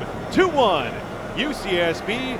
Can the Gauchos close out their 2016-17 home slate with a victory? We'll find out after this. You're watching Ice Hockey at UCSB action on the Ice Hockey at UCSB Broadcast Network.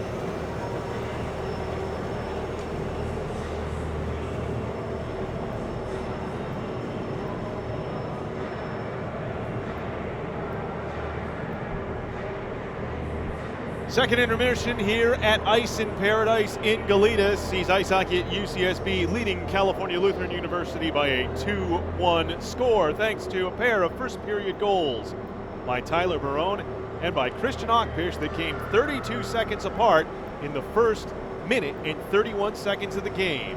The only scoring in the second period off the stick of Raymond Evans, assisted by Sean Callback and Max Hobro in 4-on-4 play to set us where we are as we get ready for the final frame. But before that, let me remind you that Ice in Paradise offers Skating School, a comprehensive curriculum for skaters from beginner through advanced levels. Our overall goal is to create a positive and fun learning environment that emphasizes the growth of skating skills and positive life skills.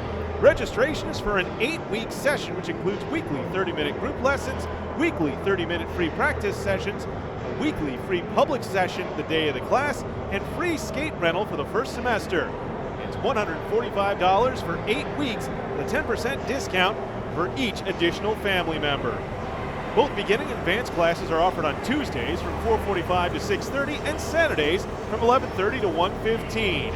Please see the current class schedule by visiting www.iceinparadise.org for age levels and class times, and sign up and learn how to skate today here at Ice in Paradise. And Kyle Nicolas, I have a quandary for you, my friend, as we get ready for the third period of play. If that's what we're going to call it nowadays. With it being All-Star Weekend, one of the fun things that goes along with it is the Super Skills competition. I pose this to you. If you had to choose members of ice hockey at UCSB to participate in some of the Super Skills event, think accuracy shooting, think fastest skater, think hardest slap shot, who would you choose? That's a very, very good question. I think the obvious choice I'm going to start with is going to be the fastest skater competition, and it's going to be a player who's not available tonight. It's going to be Jag Lawrence. That guy has wheels that I wish I had in my prime. He is, without question, the fastest skater on this ice hockey at UCSB team.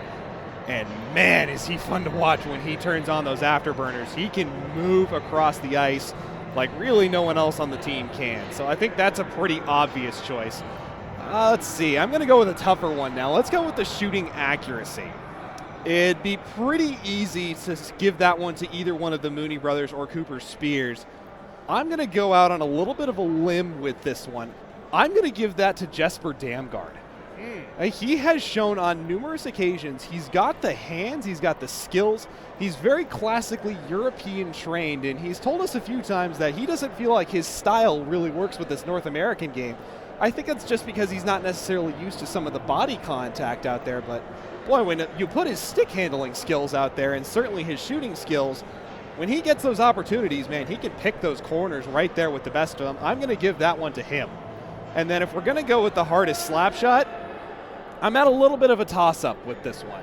I think I'm at a toss-up between Dmitry Piagai and Yevgeny Slasenko for this one. Both of them can really wire it from the point. Both of them love to wire it from the point. Eric Valois is a little bit more of a wrist shot type guy from the point. A little bit more of kind of a traditional Erik Karlsson, Scott Niedermayer style defenseman. Doesn't really necessarily have the cannon. Those two like to wire it. I would give it to either one of them. I bet they can really hammer that thing if they get it open. It would be a lot of fun to see the Gauchos were they to take part in Super Skills. Kyle, I have no argument with Jaguar Lawrence. With a name like Jaguar, nothing runs like him on the ice. Certainly not on ice, that's for sure. It's a very befitting name. I'd be interested to see how Justin Goldser would do in the accuracy shooting competition. I think he'd be a good choice as well. Because many of the goals that Justin has scored this season, the captain with 11 coming into tonight's contest, second best on the team, have been the gritty get to the net and slam and bang style. But as we saw against Chapman, he's got a great wrist shot when he has the opportunity to just wire it. I'd be intrigued to see him standing between the circles and trying to pick off the plates in each of the corners, and maybe even Mitchell Poliuso as well. He's another player who's got that nice rounded sort of skill set. I feel almost the exact opposite as you, though, when it comes to hardest shot. When we've seen Valois use his slapper, I feel like his is the most dangerous from the point for ice hockey at UCSB. I think it'd be fun too, just to see the talk back and forth between the defense pair, number 20 and number 7, to see who slaps shots heavier. And I think we kind of have to round out the mentioning of the defense on that one by mentioning Andrew Vieira can wire that thing as well pretty much. So UCSB has 4 very good shots back on the blue line that they can really let go at almost any time. And they're going to have to let it go a little bit more here as we get started for this third period. Ice hockey at UCSB 2, California Lutheran 1. Final period of regulation here at Ice in Paradise of the 2016-17 season. Ariel Grinstein out there with defense partner Nick Cerezo. Instead, will move it forward for Elliot Cutbill. Can't connect with Blake Stevens.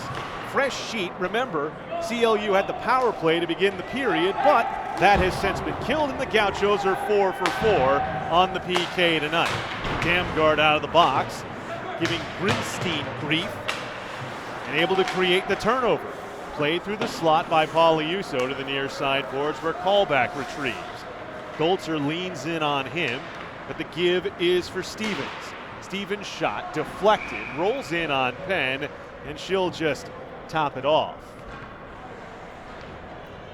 So we've seen so far in this game, Kyle, that ice hockey at UCSB has had quick bursts to start each of the first 2 periods. And so for ice hockey at UCSB, maybe a little bit of a slower start here in this one, but nonetheless a good follow-up to that abbreviated remaining penalty kill. So, expecting a little bit of momentum to go to Cal Lutheran's way off the opening faceoff, but UCSB responding well. The Aguilar line out there for CLU.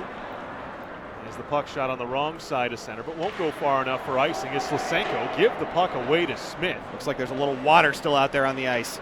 Valois for Hunter Van Duzer. Chipped forward by Greg Hyman. Evans, the goal scorer for CLU. Leads the breakout for the Knights, but it gets lost in the feet of Max Hobro, so he has to re-rack. Callback. Check that, that's Evans coming in offside for the Knights. So for UCSB, arguably I would say probably the biggest measuring stick 20-minute period of the season this right here. Holding on to a narrow 1-goal lead against a very high-power offense and a very big rival in California Lutheran. It's going to take a lot of mental fortitude for them to pass this test with flying colors. I bet they're up for the challenge, though. Callback has been tossed from the circle for Aruda Union, as has Akpish for Piagai, and Demo wins the draw. Puck worked up the near side boards. Heavy hit by Aruda Union on Calcio. Stretch pass. Deflected by Akpish. Gives Calcio to chase. Given a hard run by Helton, but Piagai holds. Stepping in, the puck bounced off Blount's stick, and now Aruda Union on the carry-in. Tries to drop the shoulder, can't get by Vieira, slowly rolled it on Penn, who pushed it to the near side corner. To the line, but no further than Grinstein. Grinstein had taken away and shoveled around by Vieira. Piagai with a heavy hit on the clear back in by Olenek. Now the long angle for Akpish. Feathers it through, and now Piagai with a chance with space. Shoots wide of the blocker side. Long rebound, kicks for Cutbill. He stood up at the line and gives it away for Goltzer. Shot save made by Palmer. Rebound swept away. To the line, and Slisenko couldn't hold it. Cutbill through neutral ice. Lobs it into the near corner. It's angled off the glass, held in. Bounce towards the slot. Puck comes loose. Penn makes a save on Stevens. Cutbill. Valois works it along for Damgard. Grinstein takes the hit from Pauliuso. Battle still along the far side boards, and Goltzer angles it out, giving chase. Near the end of his shift, though, no opportunity to burn in on Cerezo. As he plays it forward. Good job by Slisenko playing the angle on Cutbill. It's touched back, and now Stevens comes in offside with 16:36 to go here in period number 3. And just keep an eye or keep in mind as this period wears on, the numerical advantage that California Lutheran has in terms of bench players in this game. It is late in games, especially very physical ones like this, that you start to see the team that has fewer players on its bench lose a little bit of that energy, and they start losing that step, especially considering Cal Lutheran's chasing. They're going to get a good amount of offense this period. Blake Aguilar in, his shot gobbled up by Penn. This is where it becomes really important, Kyle, for Hunter Van Duzer and Greg Hyman to get good shifts for ice hockey at UCSB. Absolutely. The depth is going to have to come up key as well. And if we're going to be talking about that, also having a very good game here tonight, Dominic Casio, number 5, has really provided good energy for the Gauchos when they've really needed it. Aguilar chased for Smith. And the draw comes for Aguilar. His shot waved wide by Penn. Played forward off the heel of Barone. Aguilar retreats. His pass forward is broken up by Slasenko for Barone. Barone angled off by Aguilar. Taken away by Hyman. Throws in front. Shot. Save made with the toe by Palmer on the Barone backhand. Played to the line. The shot deflected down in the slot. And now Aguilar carries out. Has a man wide, tries to do it himself, carrying to the slot, and is dispossessed by Hunter Van Duzer. Barone for Van Duzer. Hunter on the carry-in. Gives back for Hyman. Rolls it wide. Van Duzer backhands it off the outside of the cage. Bouncing puck. Barone had it sticked away. Now Hobro plays to the near side boards for Travis Jones. Jones ridden off by Valois. He'll play it back to the point for Evans. Evans to the corner. Hobro centered it to the slot. Taken away. And now Barone. Pulsio comes back to come up with it, but gave it away, and he took down Travis Jones after he was knocked on the ice. Power play coming up for Cal Lutheran. A Rudy Union. CLU has 6 skaters on the ice. His shot gathered by Penn, but Gauchos to the penalty kill for the 5th time tonight with 14:42 to go in the 3rd period. Well, it would not be a Gaucho hockey game without them running into penalty trouble at inopportune moments. It seems like that's kind of been a theme this season. Fortunately for ice hockey at UCSB, to this point, the penalty kill has been solid. Nora Penn has been the best penalty killer, but they do say that is what you need your goaltender to be.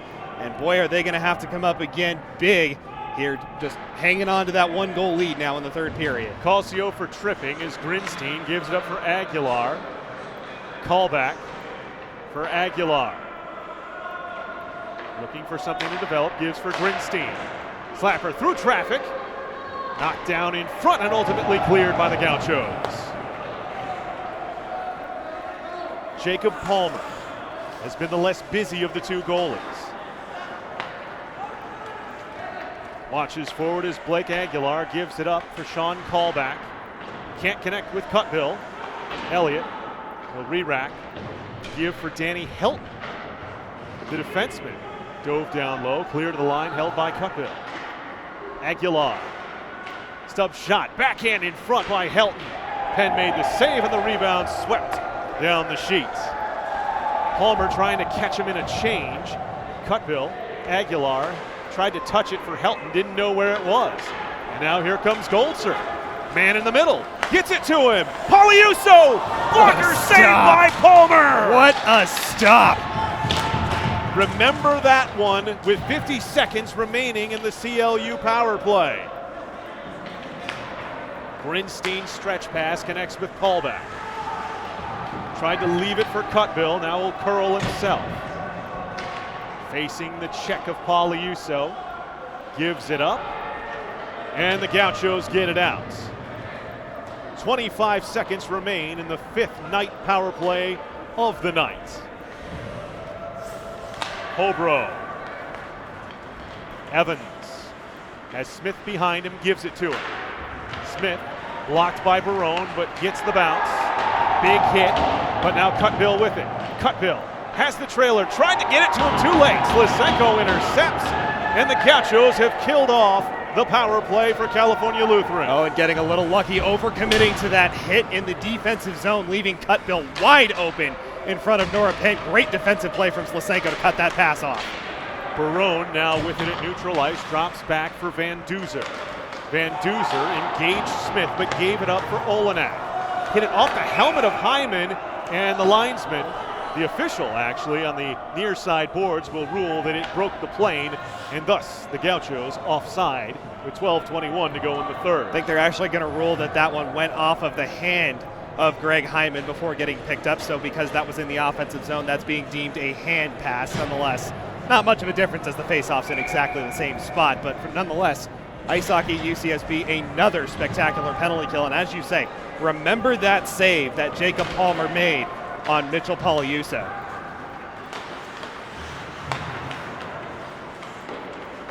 Neutral zone work here as Akpish will carry it up the far wing. Akpish, his goal currently the difference in the game, gives for Piagai. Piagai takes the Helton hit to give for Damgard. Back to the line. Vieira spins it behind the net. Piagai throws it in front. Akpish sent it right into the middle of the blue paint, and flopping on top of it, Palmer gets the face-off. Oh, Akpish just mishandled it a split second before Palmer could get down and get on top of it. Oh, he had a wide open half the net to try to stuff it into, but he just couldn't get that last contact. What a reactionary save from Palmer as ice hockey at UCSB looks to get themselves just a little bit more breathing room. Akpish, Calcio, Piagai, the forwards on the ice for the Gauchos. Ox works it for Calcio. Piagai takes the hit from Cerezo, and again moves it along, but Grinstein intercepts. Grinstein forward for Jones. Jones the lob pass behind Arudiyunian. This one goes, but the linesman near side had indicated offside, but I think he indicated icing, but then they waved it off. Just a little bit too much sandbagging from the Gaucho defense there. I think that was James Blount. Callback with it near boards. His shot, save made Penn. Long rebound, and we're going to have a crease violation here on the slapper by Travis Jones that goes wide, and the face-off coming out to neutral territory, or maybe should be neutral territory right outside the blue line. Good eye by the official. Arudiyunian has been buzzing the goal crease all night long. I remember looking at the end of that period, Penn made a save and was outside of her crease. She had to scramble back across in the dying moments. Arudiyunian was standing in front of the net. She had to push him out of the goal crease in order to get across and get in position. Damgard with speed behind the net. On his backhand, plays it back to the line. Valois saucers for Slisenko. Slisenko shot, deflects, blocker save, punched into the slot. Controlled behind the net by Blake Stevens. He will get the clear with the steal by Valois in neutral ice. Angles it near corner behind the net. Goldser throws to the slot, no one home. Touch pass from Aguilar to Cutbill. Aguilar gets it back. Aguilar over the line, drops back for Stevens. His shot hits the pipe. Rebound swung through by Cutbill. Gauchos back the other way with it. Damgard shot deflected up out of play by Nick Cerezo. 10:14 to go in the third period. Thank you, Post, goalkeeper's best friend. There are some white knuckles in that crowd right now, specifically those that are hanging on to that brown guardrail that keeps fans in the stands here at Ice in Paradise. They got 10 minutes and 14 seconds to hang on to, and boy, this is a close one. Puck comes out in front. Palmer poke checks it forward for Pallone. Smith trying to spin free. Got by Slisenko. On the back check, though. Puck forced to the end boards. Played to the point where Pallone will pick it up. Took the hit from Hyman. Barone angles it off the glass. It's a favorable bounce off the stanchion to deaden it. The CLU end. Barone was offside. It's sent in on Palmer, though. He'll sweep it over for Evans. Hobro up the near boards. Hayden Smith trying to twist by Blount. Van Duzer played it off the boards to himself. Now dropped back. And Slisenko intercepted by a Rudy Union for a moment, but now Hyman has it. Hyman gets by Hobro. Hyman working wide, curls in the corner, sent it in front. Hobro, the easy intercept. Angles off the boards. Colcio holds in at the line. Colcio for Barone, tried to one-touch pass it in front, was blocked by Evans, and here comes Cal Lutheran. A Rudy Union drop pass. Jones through the slot, nobody home. Barone hammers it off the glass, touched out to center ice, and a chance for a break for Colcio. Hobro with a nice hit to drive him to the far corner. 8:40 to go in the third period. Pregame throws it in front. Save made by Palmer on Akpish. What a stop. Blount controls, then whips, and has it taken away by a Rudy Union. A Rudy Union for the trailer callback. Wait, shoot, save by Penn. Rebound sitting there, sent back to the line. Was looking for Olenek, angled out to neutral ice. Another break for the Gauchos. Pregame, slow roller for Akpish to the near boards. Akpish gets the return from Pregame. Helton has his stick wedged in his midsection. He'll kick the puck free as Helton now bodied by Goldser. Help from Olenek. Goldser tried to kick it free. Now it comes loose for Callback. Callback throws it across the slot to the far corner where Valois will retrieve for UCSB. Curls it behind, and Goldser for Vieira, who slams it along and not out. Cutbill held for a moment, but ultimately angled out by Damgard, and now the carry by the captain. Goldser to the slot. Pagliuso, backhander off the outside of the net. Tried to backhand it to the post. Goes behind the net where Olenek comes up with it. Tries the stretch lead. Intercepted by Valois. Now Slisenko off the boards. Olenek plays forward. Damgard drops back for Valois. Couldn't connect with Van Duzer. Olenek again. Gives it away again. But Grinstein will gather in his own end. Cutbill. Angle for Aguilar. Ridden off it by Valois. Slisenko gets it back out for Damgard. Playing wide, Van Duzer. Nice stick by Cerezo. It's chipped forward. Valois sees it go to the end boards. Stevens bodied up by Damgard. Jesper reaches behind him to get it. And now we'll just flop it out to the neutral zone. Grinstein angled off it by Van Duzer. Hunter plays it off the far boards to himself. Takes the hit from Grinstein and works it behind the net. Puck in the near corner with 6:05 to go in the third period. Stevens looking to lead it out. Barone, touch back for the defenseman, stood up at the line for a moment. Aguilar was offside, and the linesman has blown the whistle and the play dead. Catch your breath, ladies and gentlemen. This has been an absolute barn burner of a hockey game all through it. I think it's safe to say both of these teams are playing, if not at their full potential, as close to it as they possibly could. And man, has it been fun to watch. We have one more meeting between these two teams next Saturday over at the Isoplex at 9 p.m. that you can listen to at mixlr.com/icehockeyUCSB. Hayden Smith on the near boards, throws it across the slot. Max Roberson was lurking, but the Gauchos come away with it. Tyler Barone at a speed, plays it to the slot, sticked away by Hobro. Behind the net, puck comes loose. Colcio kicks it to his stick and plays it to the line. Wow, shot deflected wide by Pregame. Goes behind the net to retrieve, and the net comes off its pegs as Palmer goes into the netting. And so the faceoff will stay in the CLU end, and the Locos don't like how easy that cage came loose. It looked like there was a pretty good bump there. I think Guy and Palmer kind of collided, knocked that net off. So I think it's a good call keeping the face-off down in the California Lutheran end, but I don't think that was intentional in any way. So a good non-call, keep the teams at 5-on-5. Especially this late, you do not want any touchy calls in a game like this. Hobro along the near boards. Calcio moves along for Akpin. For Calcio, his shot deflected by Smith to the far boards. Guy backhands it behind the net. Or Hobro takes the Guy hit, moves it forward for Smith. Hayden Smith plays it beyond Blounce. Malone couldn't come up with it. Blount does. Smith on the forechecking pressure, looking to create the turnover.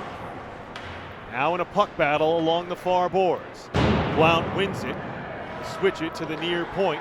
Hobro has it on his backhand and backhands it off the sheet. What was the chant from earlier, Kyle? Free puck with 4:39 to go in the third? I think there's another one, but there's a little less enthusiasm about this one. I think there's some hand-wringing and some trepidation about this one, as we are getting down to, as a great, speaking of soccer, as we spoke earlier, a great soccer manager once called it squeaky bum time. Time to keep your nose clean and make sure you hit all your assignments and no mistakes. Call back a Rudy Union and Jones, the forwards on the ice for Cal Lutheran. Olenek pinned along the near side boards. Goldser had it taken away by a Rudy Union. Shot through traffic, deflects in front, and California Lutheran has tied it. I think it hit Valois. He's calling to the official that he was cross-checked, but it doesn't matter. 2-2, 4:27 to go in the third. Whole new game. And that's kind of what it was going to take in order to beat Nora Penn with one of those shots. It's an unfortunate bounce that gets past her, not a thing she could have done about it. A wicked change in direction, and it went just inside the glove side post to get through it. And ice hockey at UCSB just not quite able to hang on to that one-goal lead as we get into the final stages here. Now they got to start shifting their mentality a little bit and start trying to attack and get another one to try to get this one done early. Tried to stretch it forward for Goldser. Goes in on Palmer for the face-off. The goal, we're going to give it to a Rudy Union on the shot from the high slot. Deflected in front. Assisted by Jake Olenek for a Rudy Union 10th goal of the season. That would be his 8th in now 4 games played against the Gauchos. Off the draw, Goldser's slow roller, stopped by Palmer. Poliuso, little shove in front for help. And the good thing for UCSB is they were trying to defend that lead by attacking as often as they possibly could.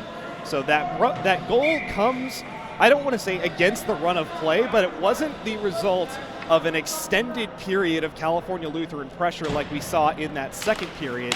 UCSB's had some momentum of their own here in the third, so they've got something to build on here in the late stages. Blake Stevens lobbed it out to center. Slisenko finds Goldser, touches to Poliuso. Poliuso works it wide for Damgard, taken away by Stevens. Big hit by Goldser. Puck battle far boards. Turn forward for Cutbill. Drops for Stevens. Stevens over the line. Stevens shot. Glove save by Penn. She just barely waved it over the cage. Thrown in front. Penn makes the save on Aguilar. And she holds.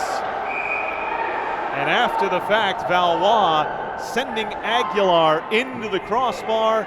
Everyone comes together. And for Eric Valois, he's done such a good job in this game handling number 16, Blake Aguilar. I think he's probably a little bit annoyed at the fact that if that puck hit him and went in over the line, he's probably not exactly too happy with himself, even though there really wasn't anything he could have done about it. It's not really anything having to do with his fault. And I think they just sent him off as well. So now we have a bit of a turn in this one, but it looks like they also sent Blake Aguilar off. So coincidental minors for hitting after the whistle. Now it's up to the official's discretion as to whether or not we'll play 4-on-4. Earlier in this game, when there were coincidental roughing after the whistle minors on Elliot Cutbill as well as Mitchell Poliuso, they played 4-on-4. and that's when Raymond Evans scored the first goal of the game for CLU. And now Blake Aguilar looks like he may have been given a 10-minute misconduct as well. That is gigantic, Kyle, because that's that a huge also moment means in this game. if we go to overtime, Aguilar will not be available for any of it. And that is a huge loss for California Lutheran in this game. Eric Valois still sitting in the penalty box, so he is still eligible. And we have talked about the other weapons California Lutheran has in this one, but arguably the biggest one now off the ice for the remainder of this game, and it appears as though we will once again be playing 4-on-4 for this one. Ice hockey at UCSB, the first 2 goals of the game in the first 91 seconds. Tyler Barone and then Christian Ockpish. Game-tying goal here in the 3rd period off the stick of Andy Arudiunian. Deflects off of a defenseman in front past Penn. Now 4-on-4, 3:34 remaining in the 3rd. Isn't hockey great? This has been a fantastic game, I'll tell you that. Pallone curls behind the net. CLU set up in the offensive end. Lobbed in front. Blount plays forward for Barone. Barone, the slow roller for Van Duzer. Van Duzer gains the line. Van Duzer strafes wide, gives for Barone. Shot hit the post! It came through Palmer. And the Knights able to get the clear. UCSB re-racks in their own end. Another 80 seconds of 4-on-4. Barone for Van Duzer. Van Duzer trying to return it to him. Good sticks through the slot. Turn it over as Grinstein plays it forward off of Barone. And now Hobro has it. Hobro one-on-one. Deflected wide by Vieira. He chops it for Blount. Barone on his backhand, works it forward. It'll be angled in. Hyman giving chase as Grinstein spins it far corner for Evans. Stretched for a Arudiunian. Sticked off of him. Hobro had it for a moment, but now taken away. Damgard. Damgard. Boy, that's a dangerous hit by Andy Arudiunian, and he's going to be called for it. Tripping, he stuck the trail leg out, took the legs out from underneath Jesper Damgard, and with 2:04 remaining in the 3rd period, UCSB looks like they're headed to a power play. For about 30 seconds, there's going to be a lot of ice for them to work. It will be a 4-on-3.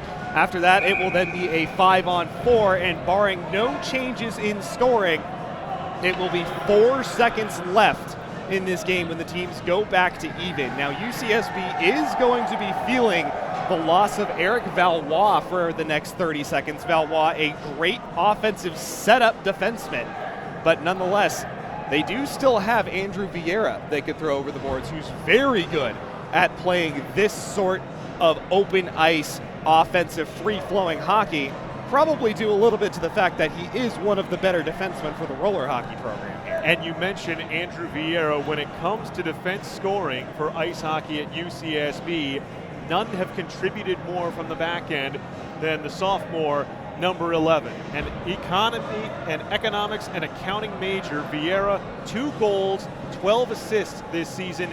3 of his points, Kyle, have come on the power play. I agree. I think this is a great spot for number 11 in white to try and make his mark on this game as the Gauchos get ready for their 4th power play opportunity of the evening. Oh boy, and if they ever needed a time for that power play to come alive, this is it. But they do also need to make sure that they take care of their coverages and that they make no mistakes on the back end, because California Lutheran all night long on the penalty kill has been looking for that shorthanded goal opportunity, specifically the man taking the faceoff, Sean Callback. But both Aguilar and Arudiunian, the 2 real long bomb threats, are both out for the Knights. And that's a huge opportunity for ice hockey at UCSB.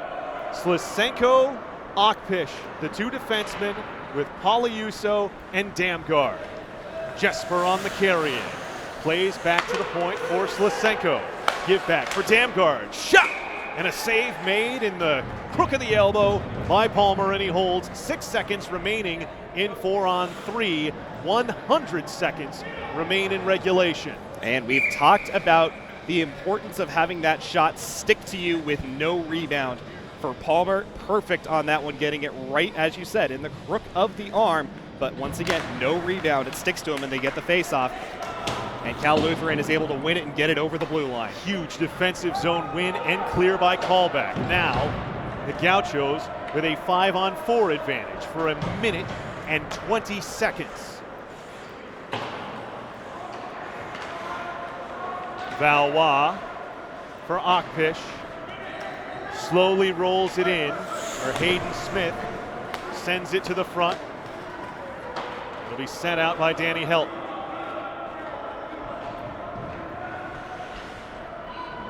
Four-second differential between penalty and period with 1 minute remaining. Over the line, Valois with it. Valois given time, curls behind the cage. Valois waiting, finds Poliuso in the slot, backhander, toe save made by Palmer. Rebound Damgard to the line, Vieira plays for Poliuso. Poliuso threw it in front, through Akpish, comes to the far point for Valois. 30 seconds remaining in the power play. Vieira's shot hit the man in front, and it'll be cleared by Raymond Evans. Pan out to put it on a tee for Valois. One last rush up the ice for UCSB.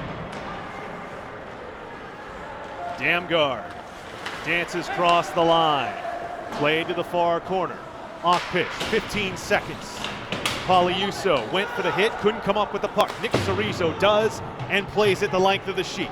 The Gauchos have come up empty on their 4th power play of the game, and after 60 minutes of action, as the long slapper goes wide, we go to overtime, tied 2-2. And you kind of had the feeling, seeing how close this game was, that this is kind of the only way this one could have ended. For ice hockey at UCSB, a little bit of disappointment to not be able to hold on to that one, but they can't dwell on that now. It was a bad luck goal that tied the game. Now is the time to reset mentally, because they are about to play a 4-on-4 session for 5 minutes. Now, it is still important to discuss, number 16 for Cal Lutheran, Blake Aguilar, is not eligible to play this 4-on-4 session, and that's a massive loss for the Knights. Roughing penalties after the whistle assessed to both Valois and Aguilar, and Blake, who had been chirping the officials all game long, finally went over the line. The ref giving him the 10-minute misconduct that means that he will have to watch this extra session from the sidelines. Ice hockey at UCSB has won an overtime game here at Ice in Paradise this season. It was Kevin Mooney wearing the Heroes cape against Santa Clara University. That came back on the 5th of November, a 3-2 final.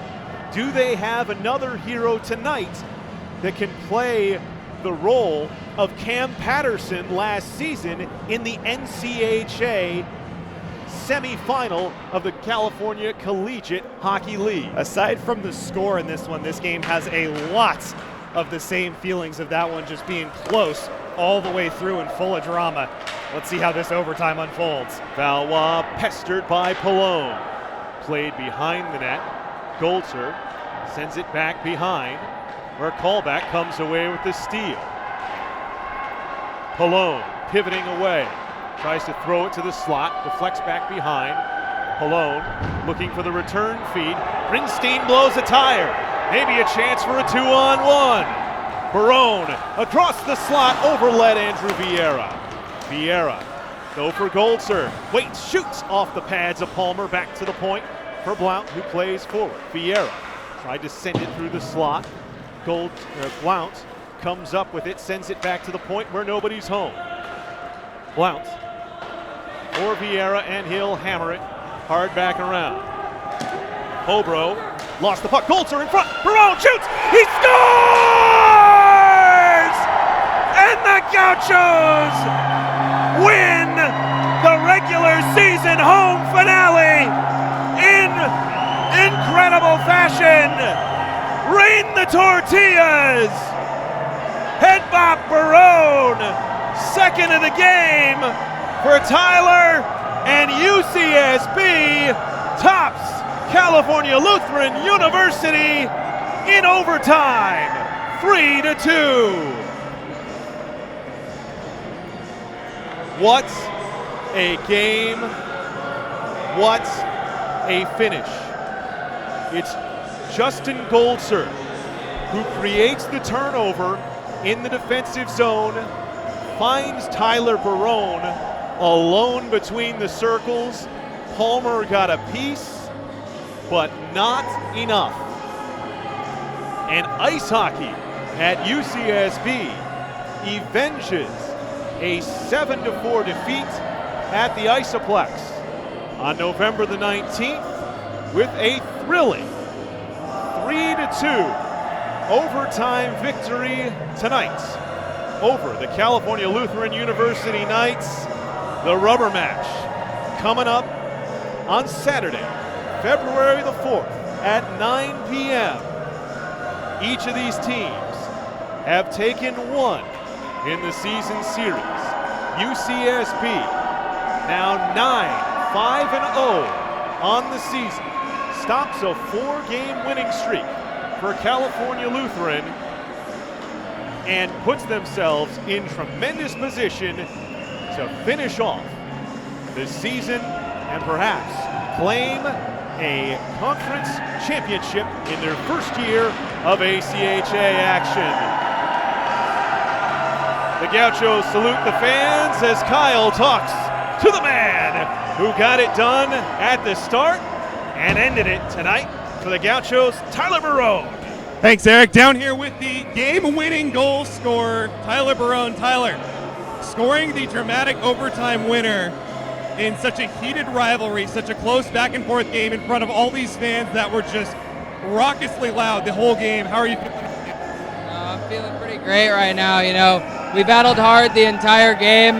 Nora really kept us in it. She was standing on her head, and I think that was a great defensive game for the team, and I just finished my opportunity in OT.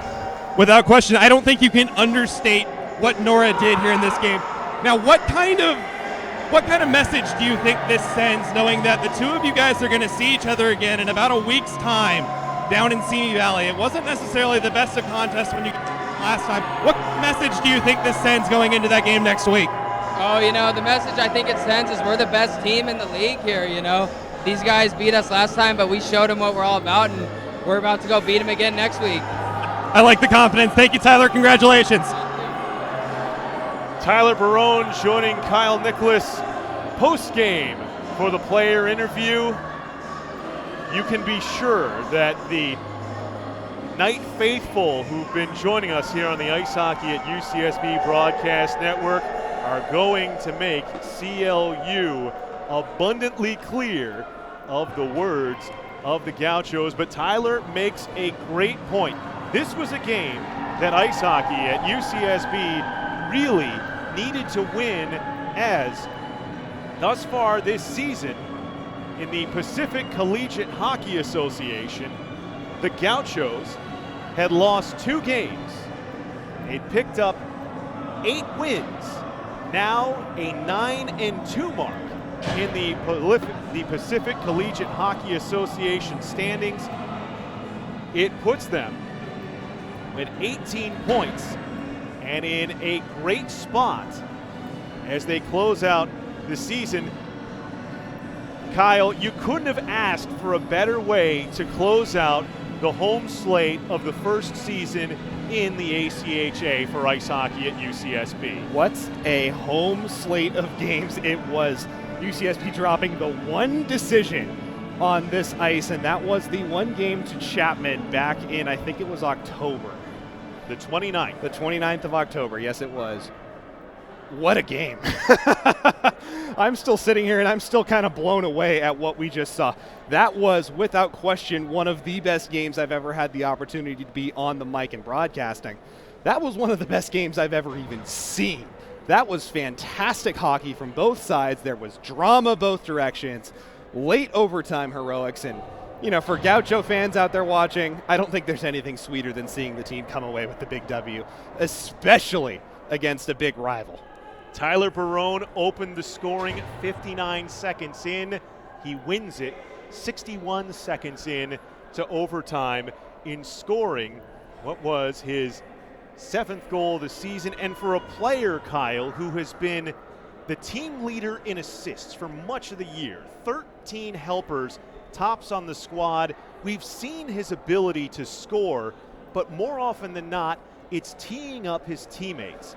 What a moment that in a game where the Gauchos absolutely needed someone to step up and replace the scoring touch, the likes of Kevin and Kyle Mooney, who were unavailable to play in tonight's contest, the injured Cooper Spears, Tyler Barone, who we've seen at both ends of the ice, just a tremendous player all season long. This, I think, just deserves for him to close this chapter of the 2016-17 season after being part of that NCHA CCHL finalist last season. I think this is a game that Barone is going to remember for a long, long time. And before we go any further, I think we have to give pay some homage to what he said down there. This game was Nora Penn's game. Nora was sensational here tonight. We've been commenting on how much she improves game in and game out, and it seems like there's a game that she plays where it's the best one that she's played yet. Nora Penn was the reason ice hockey at UCSB won this game here tonight. She was spectacular all night long. Penn, a tremendous performance between the pipes. She backstops ice hockey at UCSB to a 9-1 mark here on this Ice in Paradise sheet. A tremendous performance for the young lady from southern Germany who came over simply because she saw the Facebook group after playing for Gemmering Wanderers as part of their youth organization. Had to get her pads shipped out here, spent the beginning of the season Didn't even have her own gear for a while. wearing loaner gear, and now here she is, having helped UCSB secure their 9th win of the year to improve to 9-5-0 and put themselves in tremendous position to claim a PCHA championship in their first year at ACHA Division II level. I don't think for ice hockey at UCSB you could ask for anything more than this transitional year than a PCHA title. That's absolutely incredible for this first season. Ice hockey at UCSB has answered the bell for almost every challenge that's been thrown at them, including tonight having to come up with a staunch defensive performance going against a high-power attacking team like California Lutheran, a team who, when they met earlier this season, California Lutheran kind of just had their way with ice hockey at UCSB when they faced each other down at Isoplex. A completely different story here tonight. This was a battle of the defensive wits, which, as you said earlier on this broadcast, was not something we expected the teams that scored 30 and 32 goals respectively in the previous 2 games that they had played to play something like this. But you get that low-scoring game, the teams are close together, drama like crazy, and it makes for a sensational show. And it's been a pleasure to bring you live video coverage of these games, the home games for ice hockey at UCSB from here at Ice in Paradise all season long. Big thanks to Center Ice Santa Barbara, who's been a big supporter of the student organization all season. Visit them at 7127 Hollister Avenue, Suite 8 in Goleta. For all your figure skating and hockey needs, visit them at centericesb.com. Center spelled the Canadian way, CENTRE. Of course, huge thank yous to our student helpers in cameraman Jesse Gutierrez and technical director Alina Portillo. Kyle and I, the broadcast is great, but the reason why we're able to pull this off is because of the work of these young students from UCSB who will be getting deserved academic credit for this. And I just right now like to personally tip my hat to both you, Jesse, and to both you, Alina. Thank you for taking the chance to respond to a posting about this, and we certainly hope that you've enjoyed the journey this season. It's been a pleasure to have you along for it. Absolutely, and we could not make this show happen without the efforts of these two great students and their technical knowledge throughout this season, and just the improvement in seeing what they've been capable of doing and how they've ran this show has really made ice hockey at UCSB's broadcasts what they are today. Well, Eric, I think we should close this out with one final edition of our 3 stars, wouldn't you say? Yes, indeed, Kyle. Yes, indeed. You want me to start then? Yeah, sure, go ahead. You can start. For my 3rd star of the game, I'll go with the second goal scorer of the game for the Gauchos in Christian Achpish. Achpish, who's been such a Swiss Army type player for ice hockey at UCSB this season, being used as a forward, being used as a defenseman. We saw his scoring touch last season where he led the team with 8 goals in 8 games at the NCHA level. This year, unselfish, filling in wherever head coach Scott Hires needed him to do, be it on the back line, be it anchoring the checking line, which he did tonight to such energetic effect with Dominic Cossio and Dimitri Piagai. For me, Christian Achpish, my 3rd star. Absolutely. My 3rd star is going to go to defenseman Eric Valois, who had the thankless task of shadowing and shutting down Blake Aguilar all night long. And not only was he successful, he passed with flying colors. For the first time in the Ice in Paradise era, UCSB faced Blake Aguilar, and Aguilar did not get a point here tonight. He was completely shut out off the score sheet. That takes a lot of defensive skill, a lot of patience. Eric Valois, I think, a deserved 3rd star for his efforts here tonight. I think Blake Aguilar is going to be seeing number 20 in his nightmares. And shout out as well to his defense partner, Evgeny Slasenko. Slasenko, every bit as important in keeping things under wraps for number 16 in the Forum blue and gold. That is a great point by you, Kyle. A player that just absolutely chewed up and spat out ice hockey at UCSB last season when he was part of the Ventura College Corsairs program. This year, vital in the first game, the 7-4 victory at the Isoplex.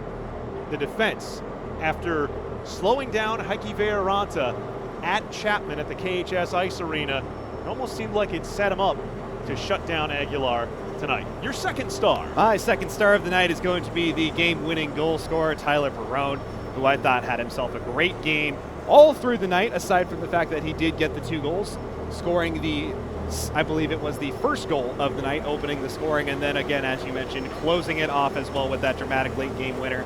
But he did put pressure on the California Lutheran defense all night long, did a great job carrying the puck through the neutral zone with speed. I thought he had a great performance. I think it's a very deserved 2nd star. I think then it's only appropriate that we flip-flop in how the 2 stars will go. My 2nd star. Does it have to be, though? Because I think there's just one deserved 1st star in this one. You know, but the thing about Perrone is you need to have the goals to win the game. And Perrone was so vital and was such really the driver of the offense tonight for ice hockey at UCSB. I give Nora Penn my 2nd star tonight, as she had, without a doubt, a tremendous performance. This was the sort of game where, when we saw her at the beginning of the season, we wondered, how is she going to be able to adapt to the North American ice style? How is she going to be able to fit in with a student organization hockey team after coming from a club organization back in Germany? Well, as the season went along, she continually brought down her goals against average numbers, increased her save percentage numbers. I think of the 3rd game of the season, the show and go up in Oakland against UC Berkeley, and just how despondent she was during the course of and after that 11-1 defeat at the hand of the Bears. That really changed her whole season at that point. It seemed to be the inflection point from where she turned things around and gave the Gauchos, night in and night out, the opportunity to win and really lit the fire under the defense for ice hockey at UCSB to come together as the unit to make it so. Well, certainly Nora had a tremendous share of highlight reel, 5-star, 10 bell, whatever you want to call it, saves tonight. She also made the vast majority of her stops simply because she was so positionally perfect, out and aggressive, cutting down the angle, able to absorb rebounds. Her performance tonight, tremendous. I give her star 2 with Barone number 1. You give Barone 2 with Penn number 1. Equal praise for both of the two in what was a tremendous up and down team effort tonight for ice hockey at UCSB. Absolutely. I think this is a game that both of them are going to go back through the YouTube archives in the years to come and just kind of go back, and maybe this is one that they want to relive. This is going to be one UCSB is going to be proud of, I think, all through the summer. It's a big victory over a rival in a hard-fought, close game where they needed to be perfect. They were almost perfect, but then they made up for it in the very end. I thought it was a sensational game. It was a pleasure to bring it to you. I wish they were all this exciting. We'll have one more opportunity to bring ice hockey at UCSB action to you this season, and it comes next Saturday, February the 4th at 9 p.m. when the Gauchos take on CLU at the Isoplex in Simi Valley. An audio-only broadcast for the away game, mixlr.com/icehockeyUCSB. Big thank yous to everyone involved with this student organization, with Captain and President Justin Goldser for being so accessible over the course of the season, for first-year head coach Scott Hires, assistant coaches Ben Brecker, Steve Hines, for really helping us go along with the team and be able to tell the story, and of course for student advisor Susan Goodale. She, as well as rink manager here at Ice in Paradise, Larry Briere, 2 years ago, set out to begin to have this student organization's games broadcast. Kyle was the one able to find it, as he is a UCSB alum, and we could not be more grateful for the opportunity and for the support that we've received from the immediate team as well as the staff surrounding it. Susan, Larry, Scott, Ben, Steve, Justin, everybody on this ice hockey at UCSB program. It has been an absolute pleasure to bring Gaucho ACHA student organization hockey to you with live video coverage in the 2016-17 season. And we look forward to seeing what we can bring to you next year when ice hockey at UCSB hits the ice once again back here at Ice in Paradise. It's going to be a lot of fun seeing what we're able to pull off in the years to come. Your final score in overtime: ice hockey at UCSB 3, California Lutheran University 2. Tyler Barone opens the scoring 59 seconds in. He closes it 61 seconds into overtime in the second extra time win of the season for the Gauchos, who improve to 9-5-0 on the season and will take on California Lutheran next Saturday, February the 4th at 9 p.m. Listen to a live audio-only broadcast at ucsbhockey.com. For the final time this season, for my color man, Kyle Nicolas, for our cameraman, Jesse Gutierrez, and for technical director, Alina Portillo, my name is Eric Evelhoch. You've been listening to a presentation of the Ice Hockey at UCSB Broadcast Network. Thanks for joining us tonight and all season long. Have a fantastic Friday evening, and for the final time this season, good night from Goleta. Go Gauchos, a 3-2 overtime suitable bow on the home slate.